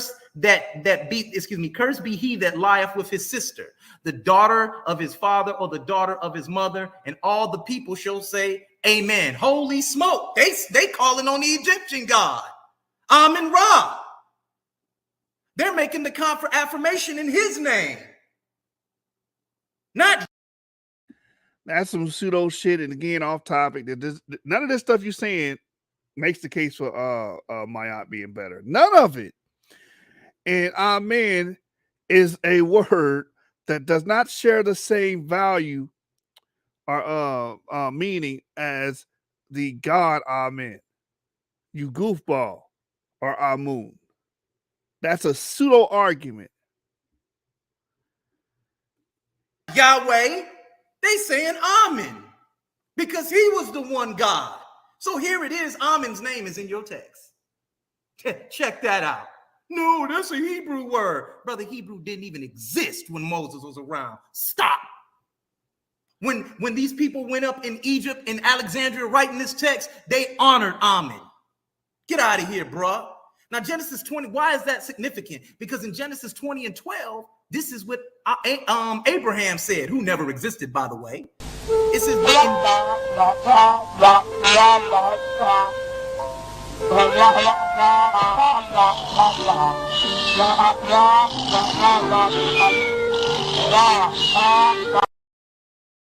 be he that lieth with his sister, the daughter.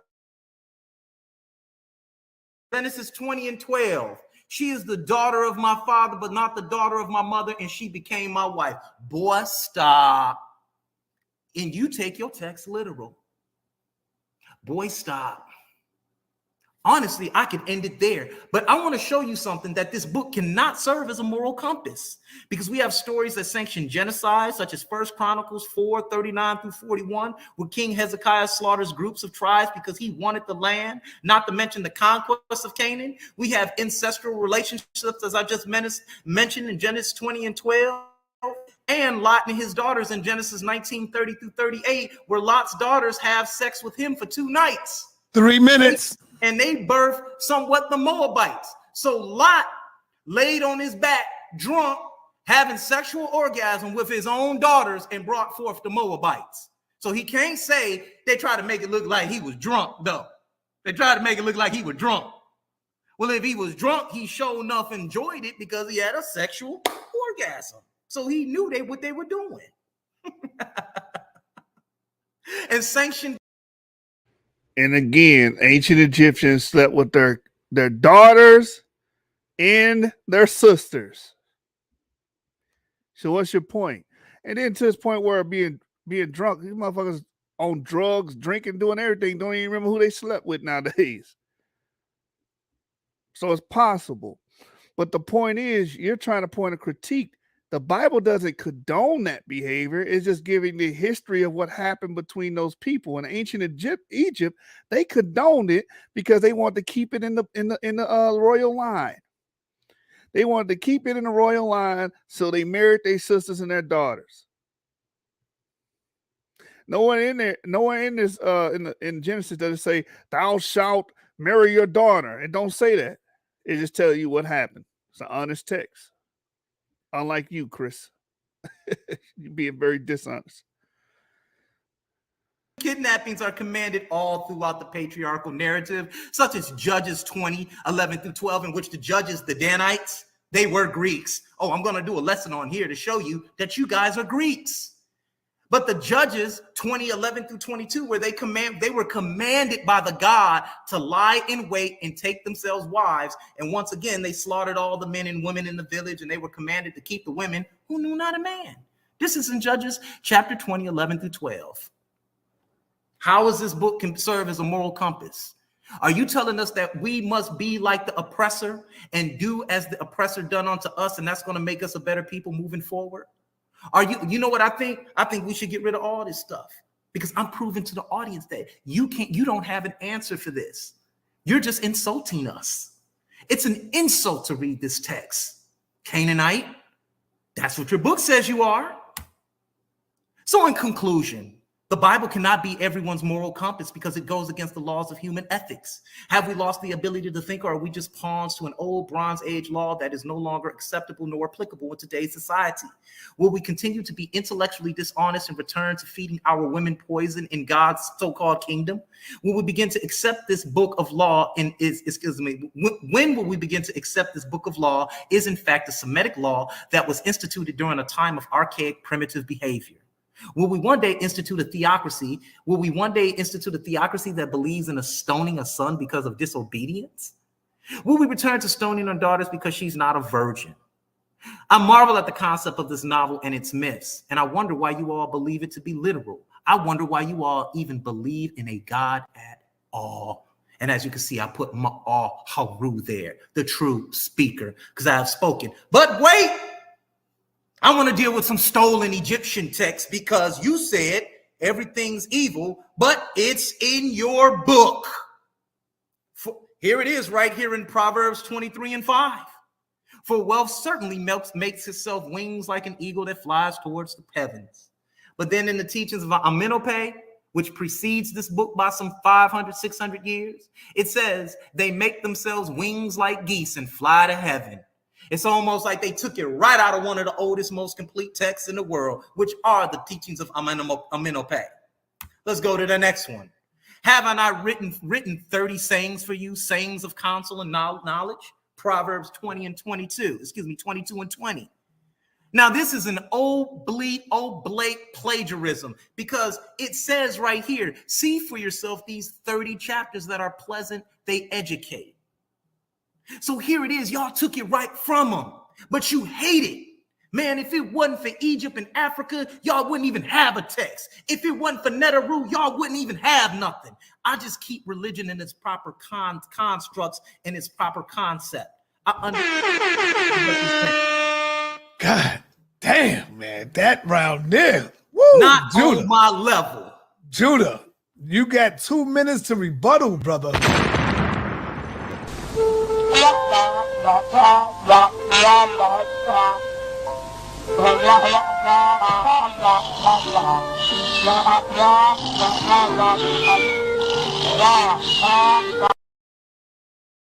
So, hey, Judah, while he's going to get the water, this is your last and final round, brother.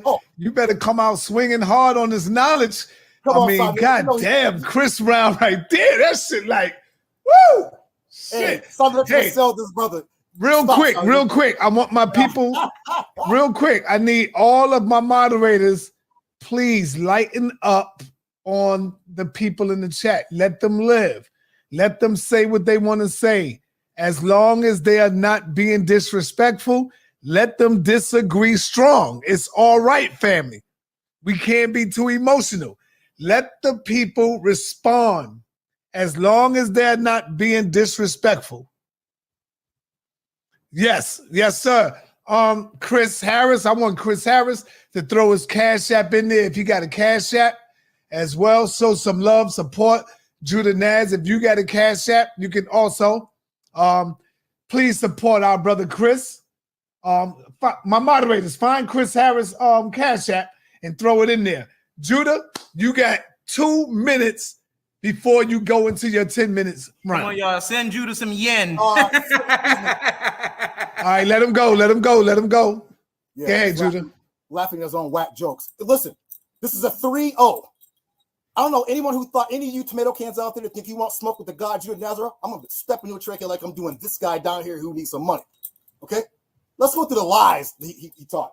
For one, he said he went to Proverbs 22, verse 20, and wrote in there that it said 30 something silver. It doesn't say that at all. It says, surely I've written for you in the Torah extremely noble things with counsel and knowledge. That's all that it says.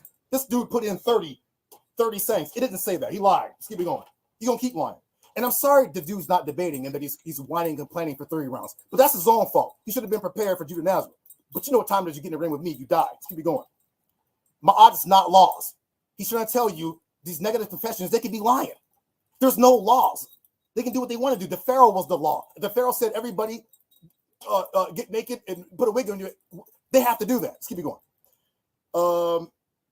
He said we were not in Kemet. You're going to see in my third round, which is the closer, this dude's out of here, 3-0. Pharaoh was the law. Let's keep it going.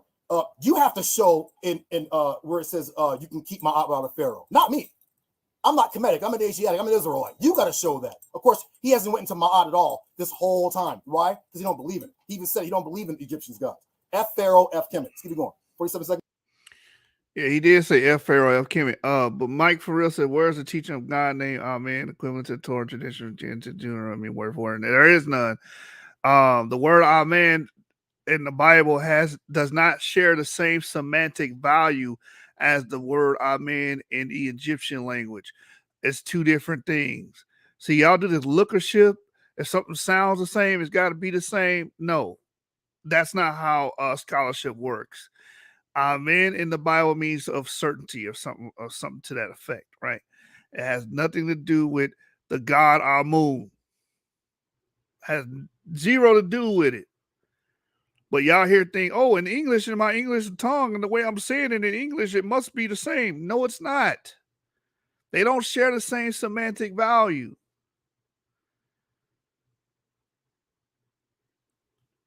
Hold on. Oh, he's saying it's okay for the Egyptians to kill Israelite babies. But then when the Mosai kills theirs, it's a problem. See, I'm not quite sure this dude's even a so-called Negro. He thinks like Ned Flanders from The Simpsons. Let's keep it going. Numbers 5. He said that Numbers chapter 5 was about abortion. It's only about adultery. He lied again there too. It said if your wife was cheating or you suspect her of cheating, she'd have drink some waters, and if she was guilty, her thighs or her belly would swell up or shrink, or I forgot how it goes. It had nothing to do with abortion. So he lied there too because he's getting destroyed. The foreigner that we can sell it to are non-citizen Gentiles, just like workers with him. But let's get into my round because dude is trying to hit you with the emotionalism. I'm here to kill. Let's go. All praises to Yahweh God. Okay, beat him down, beat you down. All right, you sharing your screen? Yep. Okay, time will start when you're ready, brother. All right, remember.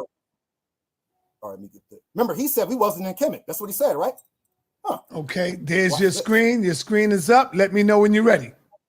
All right, let's go. Watch this. Question and answer, the burial. Abraham taught the Egyptians mathematics, astronomy. All right, let's go. Abraham taught the Egyptians mathematics, astronomy, and language. If not, then answer these questions, Chris Harris. The ancient Egyptians believed all the gods were created by Atum, whose name comes from Tem, which means complete. But guess what? This Tem comes from what? I'm gonna say the word Hebrew. Their oldest god name is Hebrew. Comes from the word Tham. Tem means complete, right? Strong's 8535. Blameless man, complete, guiltless, integrity, peaceful, perfect, complete. Look, the Egyptian word for Atem or Tem means complete. In Hebrew, it also means complete. Why does the Kemetic sky daddy, godfather of the pharaohs, have a Hebrew name? Because we taught them knuckle draggers. That's why. Let's keep it going. It said Ham's the youngest of Noah's sons, not the oldest. Josephus Antiquities, page 33. Chris, where's your source and counter argument? It says Abraham communicated to them arithmetic and delivered to them the science of astronomy. For before Abraham came into Egypt, they were unacquainted with those parts of learning. For that science came from the Chaldeans into Egypt, and from thence to the Greeks. Judah Natz, what you're saying right now is non sequitur. Whether it's true or false, it's non sequitur. The argument is, which is better, the Torah or Mayat? I'm gonna be honest with y'all. I don't like this round either. I watched this earlier. I don't like this round either. This round was trash to me too. Again, off topic. Also, so in other words, Abraham came from Sumeria, which predates Kemet. We're talking as far as civilization, right? Because remember they say, oh, Kemet came from Ethiopia. Well, the Ethiopians used to rule Kemet, or I'm sorry, Sumer, and we were up under them as the Akkadians. Let's keep it going. This is two sources. Dead Sea Scrolls, volume 1, page 41. Abraham reads the book of Enoch or astronomy to the Egyptians. The Nile is a filthy river in Kemet that the pharaoh went in and defecated every morning and beat his meat. Okay? 3 men of the princes of Egypt came from Pharaoh Zoan to account of my words and of my wife. They gave me many presents, expecting for me goodness, wisdom, and truth.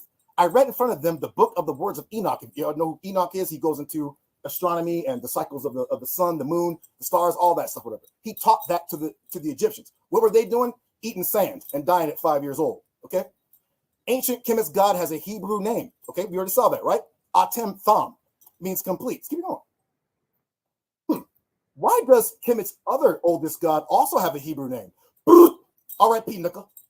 Ptah from Memphis, one of the rival gods of Atem from Judah Natz.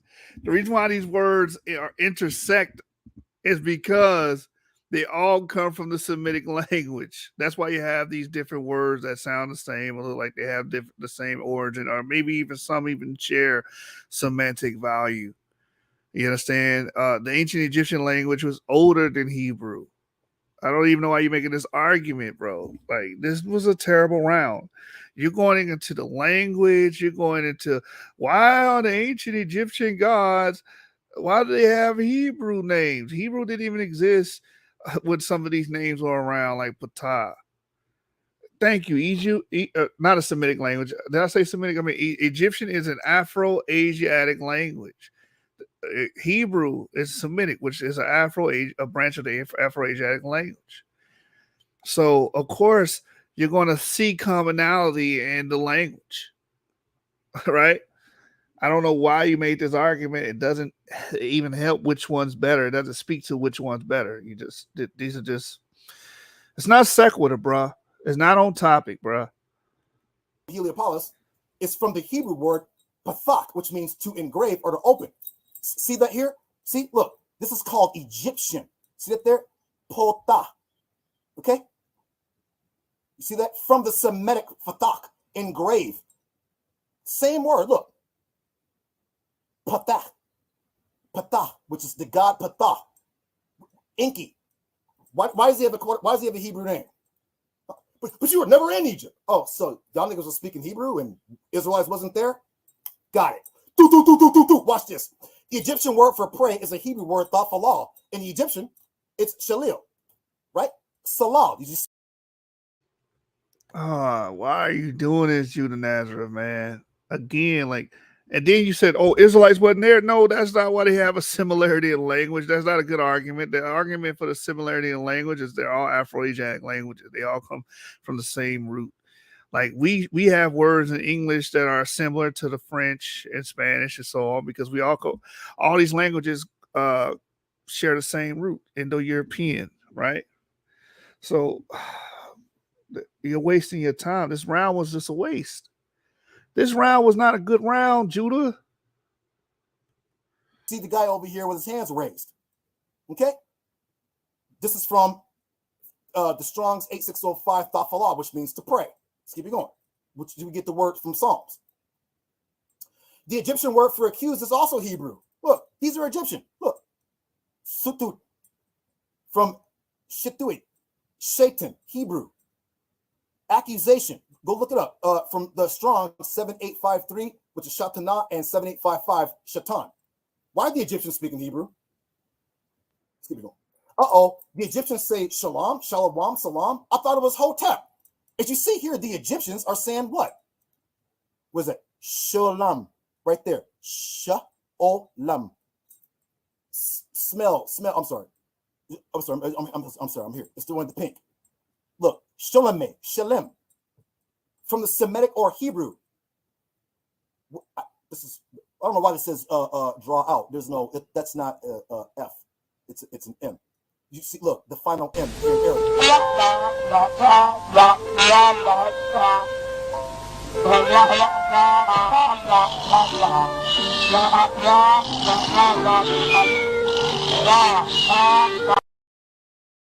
But the Israelites were never in Egypt. So then why are y'all speaking our language?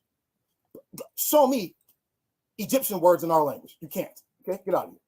Hebrew, Aramaic, and Akkadian loanwords. That boy Chris Harris like a Mexican though. He like a cholo. Beat you down. Why are Akkadian, which is Sumer, why are these words in ancient Egypt? Why is Aramaic Kathan in the Arabic, in Greek, and all these things in ancient Egypt? You can see here, you can see the demotic over here, right? From the word kathanath, which means a garment. They call it shatim in Coptic. Let's keep it going. The Egyptian word for lily is, guess what? Hebrew. What I tell you about coming around here messing with these people? Get your butt in that car, boy. Okay? The word for lily in Hebrew is Shoshana. In ancient Egypt, as you can clearly see here with the hieroglyphics, Shoshin, borrowed into Hebrew as Shawashan. Why are these people speaking our language? Why?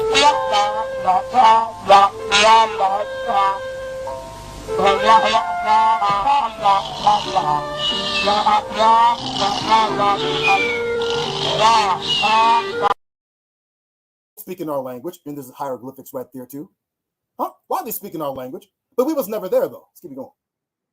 Hebrew, Arabic, Aramaic, and Akkadian. What's Sumer's language doing in Kemet tomato can? Oh, I'm sorry. Let me take that back. I'm sorry. Strike that tomato can. I'm not going to call them names. I don't need to. It's 3-0. Okay? This word labash was from the word like to clothe. Labash from the Semitic and Hebrew to clothe. From Akkadian, lubusu. From the Arabic. From the Syrian or Aramaic. Why are our languages in your country? 4 minutes. Oh, that's no problem. Get him out of here. Okay? Oh, Chris, why are Egyptians calling themselves Hamites? Remember, there's no such thing as a Hamite. Well, according to the ancient Egyptians, Hameo, sun folk, mankind. Okay, they call themselves the sun folk. Why? Because the word kham or ham means hot and warm. You're dead. 3-0. You're dead. So if you ever dream about beating me, you better wake up and choke yourself back to sleep. I'm Judah Nazareth, and you my son. Let's keep it going. Jeez, their word for father-in-law is Hebrew, same word for hot and warm. Kam. Why is the word for father-in-law Kam Hebrew in ancient Egypt? Look, an early loan word from Semitic Hebrew Kam. Why? Why? As you can see here, look. Hieroglyphics. Oh man, the white man did that. This is bad, Judah Natz. Your people did that. This is bad. That's bad argument. Their toes and eating sand sandwiches. Good God. Look, the word for deer, for deer, bright, which is Lucifer. I don't know if he's okay, Shari. Look, you can see here the word. Last night, me and the ball had a thing, and the word for deer is the word ale. You can see here. Look, ale from the Semitic, ale from the Hebrew. Why are our look brightness? Alel from Hayalal. It doesn't say from the Hebrew, it says Semitic. Alel, shine. Good. Why are our words in your country? How come your words ain't in mine? This is terrible. Sprinkle some crack on them. Let's go home. You're not just wrong, you're stupid. Israelites. expect to get beat on and peed on, you old heathen. Okay? You out of here, bro. And with He's that, a southpaw. that's 3-0. You got 2 minutes. You got 2 minutes left. Oh, well, shoot. You know what I'm going to do? I'm going to flex my guns on son. You know what I'm saying? Okay? I hope that you learned your lesson. Go to church. Just confess sin. Tell the preacher you committed sin. You battled Judah Natz when you couldn't win. Okay? You tried, you cried, you shouted, you pouted. But I told you, silly cat, you should have thought about it. You stepped in the ring with a master. Why are your people speaking my language? We're not speaking yours. And don't say Masha is Egyptian. It's not. The word for draw out is a whole other word. See, I told you, I'm more Kemetic than you, sir. I'm more Kemetic than you, sir. Okay? More Kemetic. You don't study hieroglyphics, sir. You didn't teach nothing Egyptian. Nothing. You just went into the Bible. I know Kemet. I know their mystery system. Hey, I'm going to cut my round short. 3-0. You out of here.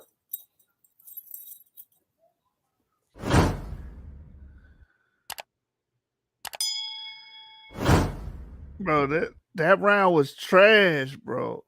All right, Chris, you got 2 minutes in this rebuttal, and then That that's round the was time. trash. And then we're going to go to question and answers.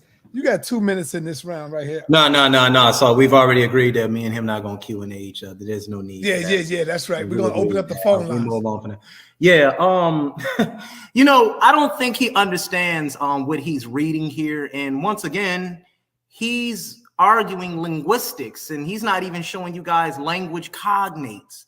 He's using what we call over here lookership and soundership. Dude, the Egyptian hieroglyph. Chris, you did the same shit. Chrissy, don't make me get Jim Jones. Set your ass in order. You did the same shit when you said, oh, they said amen. They're venerating the Egyptian god, amen. That's that lookership, and oh, it sounds the same. It must be the same. Don't be a hypocrite. Don't be a fucking hypocrite. You didn't prove any semantic value and show that, oh, well, the word in the Bible has the same semantic value as the Egyptian language when it venerates the god. Oh, man, it does it in the Bible. You didn't do that. You full of shit. You lost this fucking debate, man. And you lost to somebody that had a terrible argument, that most of his debate was non sequitur, and you still fucking lost. You suck. Chris, you are a suck. You are a suck. You are trash. Basura, hot garbage. That's what you are, man. Again, you at the final portion of this debate. We still haven't seen any evidence of Mayat being better than Torah. Judah Nazareth was saved here. What stopped me from calling this a draw was the fact that Judah Nazareth actually made an argument to say, hey, this is why the Bible's better. Chris Harris, you never did that. You never did that. You never did that. All you did was tell us the Bible is white supremacy. The Bible is slavery. The Bible endorses kidnapping and making all these claims about how terrible the Bible is. Cool. Now show us how Mayat is better. You never did it. At least Judah Natz said, listen, we have a problem with infidelity in our community. The Bible speaks to that. We have a problem with abortion in our community. The Bible speaks. At least he was able to do that. We have a problem with not showing charity and love to each other. The Bible speaks to that. At least he was able to do that in that one round, but the rest of the debate was trash. I can't even judge the rest of the debate. I have to judge it based off one round that was actually on topic, and Judah Natz won. That's why you won. And Judah Natz, you're terrible at arguing and debating. You should straighten this shit up. Next time you get a topic, speak to the topic. Don't talk about semantics and word play and, oh, this word means this word. No, if the topic doesn't talk about that, don't spend a whole round speaking on it. You did very terrible. The only thing that saved you is that Chris did not have anything to prove that Mayat was better. That's it. Ramalyahu said, yeah, Chris is garbage. He tries to distract the audience with the Passover every time he's getting spanked. It's a pattern I see. But Chris actually won the last debate, in my opinion, with Zion Lex because he was at least on topic. This time, Chris, you did a terrible job. All you did was say the Bible's this, the Bible's that. You railed a bunch of accusations, never showed us that how Maya was better. Judah Nazareth had one round that, you know, at least argued that, hey, the Bible speaks to things that are better for the community. You did not. You fucking lost. You fucking suck. You're trash. And your name will forever be Chrissy or Miss Harris. Hieratic and Demotic predate the damn Hebrew. There was no Hebrew language when you guys were supposedly there. That's true. The Hebrew language is a 7th century text. The Aramaic script is a 6th century text. It didn't exist. The old Hebrew is about 1000 BC, but he's actually correct. There was no Hebrew during that time. Miss Harris is the Real Housewives of Kemet. I wouldn't even say Kemet. This dude might be a Europeoid. The Real Housewives of Scotland. The Real Housewives of Finland. Oh, man. The pseudo shuffle, man. But he's correct about this. There was no Hebrew language, you know, during the time that you see our tomb and all that being used. He keeps saying, oh, this is Hebrew. Judah Natz, you're wrong on that. This is why Black Hebrew Israelites need to stop being afraid of scholarship, bro. Stop being afraid of academia. You need to read up on these things, learn the language files, learn where they come from, learn when they show up and hit the world stage. Learn these things. Stop it. That's why you making these silly ass claims, Judah. And now he gonna speak about it. Oh, you made these claims. But again, it doesn't help the topic. It doesn't speak towards the topic.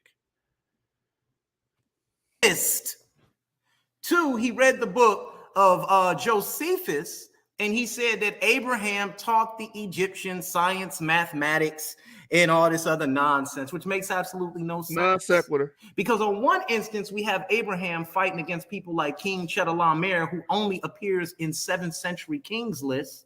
And then he's fighting a group of Canaanites, the Philistines, who only come around during the 12th century BCE. But then the Bible mentions Ramses, sir. See, you don't understand what it is we're debating here. The Bible mentions Ramses, who existed in the 14th century, at the end of the 14th century. Yeah, I don't think Chris understands what's being debated here. That has nothing to do with anything. The topic is which is better. God damn. BCE, sir. You talk about what books I have? Yeah, I got Josephus too. And in Josephus, right here in Dissertation 5, he says right here that the children of Israel came from Phoenicia and that they were a Hyksos people. He don't even teach what you're trying to teach. He doesn't even explain what you're trying to put forth. You just opened up a text and lied. Josephus pulls from the account of Barosius, which was, I think, a 3rd century historian, when he said a man from Chaldea, which don't come around until the 7th century BCE, came and taught a righteous man. Josephus inserted Abraham's name into that. So he himself was using revisionism to try and explain. Actually, you can't even say he inserted because we don't have Manito's writings. We don't have that early writing to even compare and contrast with. Again, off topic, non sequitur. And what Barosius wrote, probably.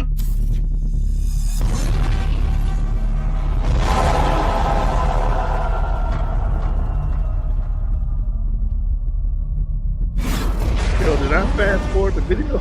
Did I fast forward it? Oh man, you gotta stop these intermissionaries. These intermissions.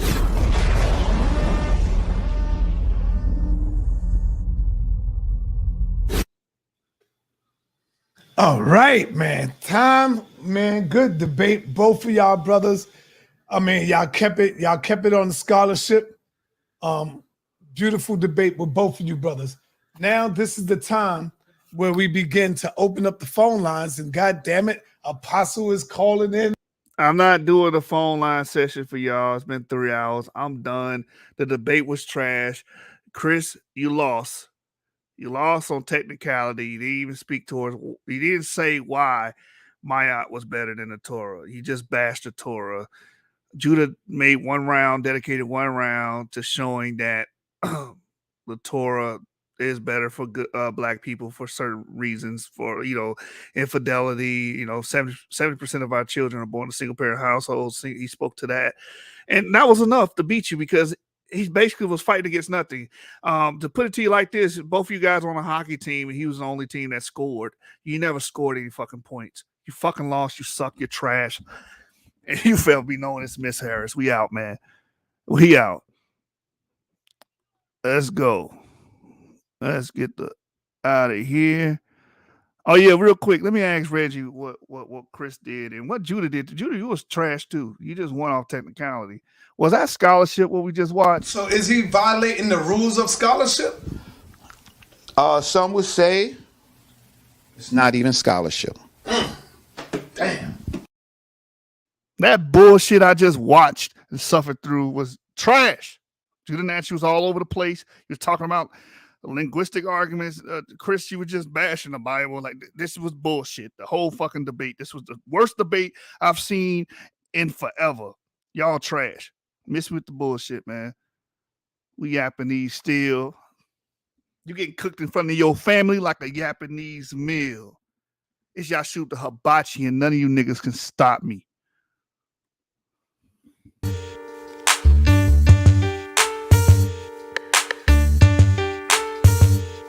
I'm about my fetty by all. Look here, I be on the paper chase. I'm all about my cheddar. I ain't touching the mic if it ain't 5 G's or better. I plan to never fall short. Again, I won't gain.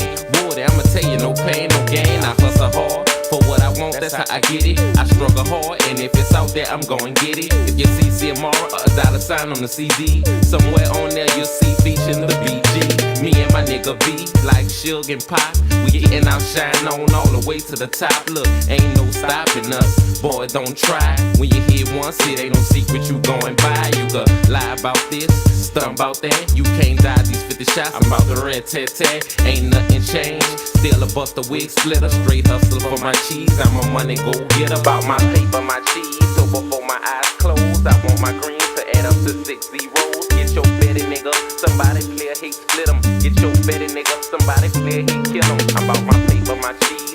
So before my eyes close, I want my greens to add up to 6 zeros.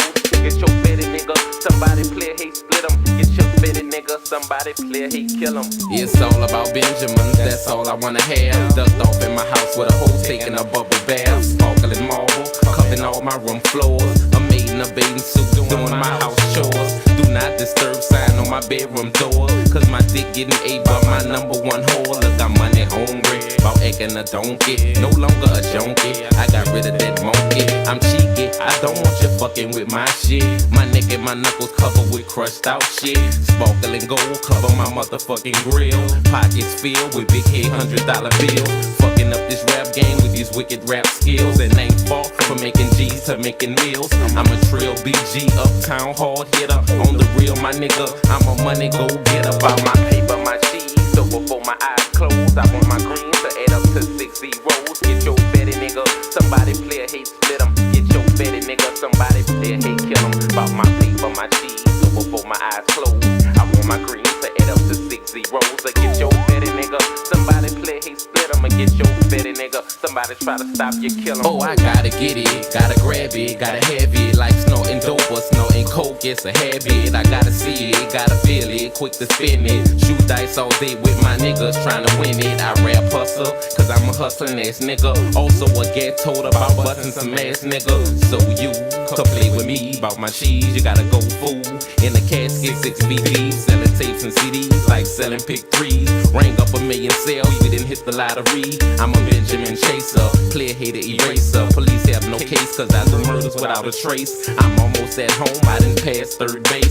I'm playing with 5 figures, but when I get 6, I'm straight. If I catch your bitch down bad, I'm a hitter. Paper chasing nigga, BG, a money go get about my paper, my cheese. So before my eyes close, I want my greens to add up to 6 zeros. Get your betty nigga, somebody clear hate split 'em. Get your nigga, somebody try to stop you, kill him. I'm about my paper, my G's, so before my eyes close, I want my greens to add up to 6 zeros. Get your fetty nigga, somebody clear, hate split him. Get your fetty nigga, somebody try to stop you, kill him.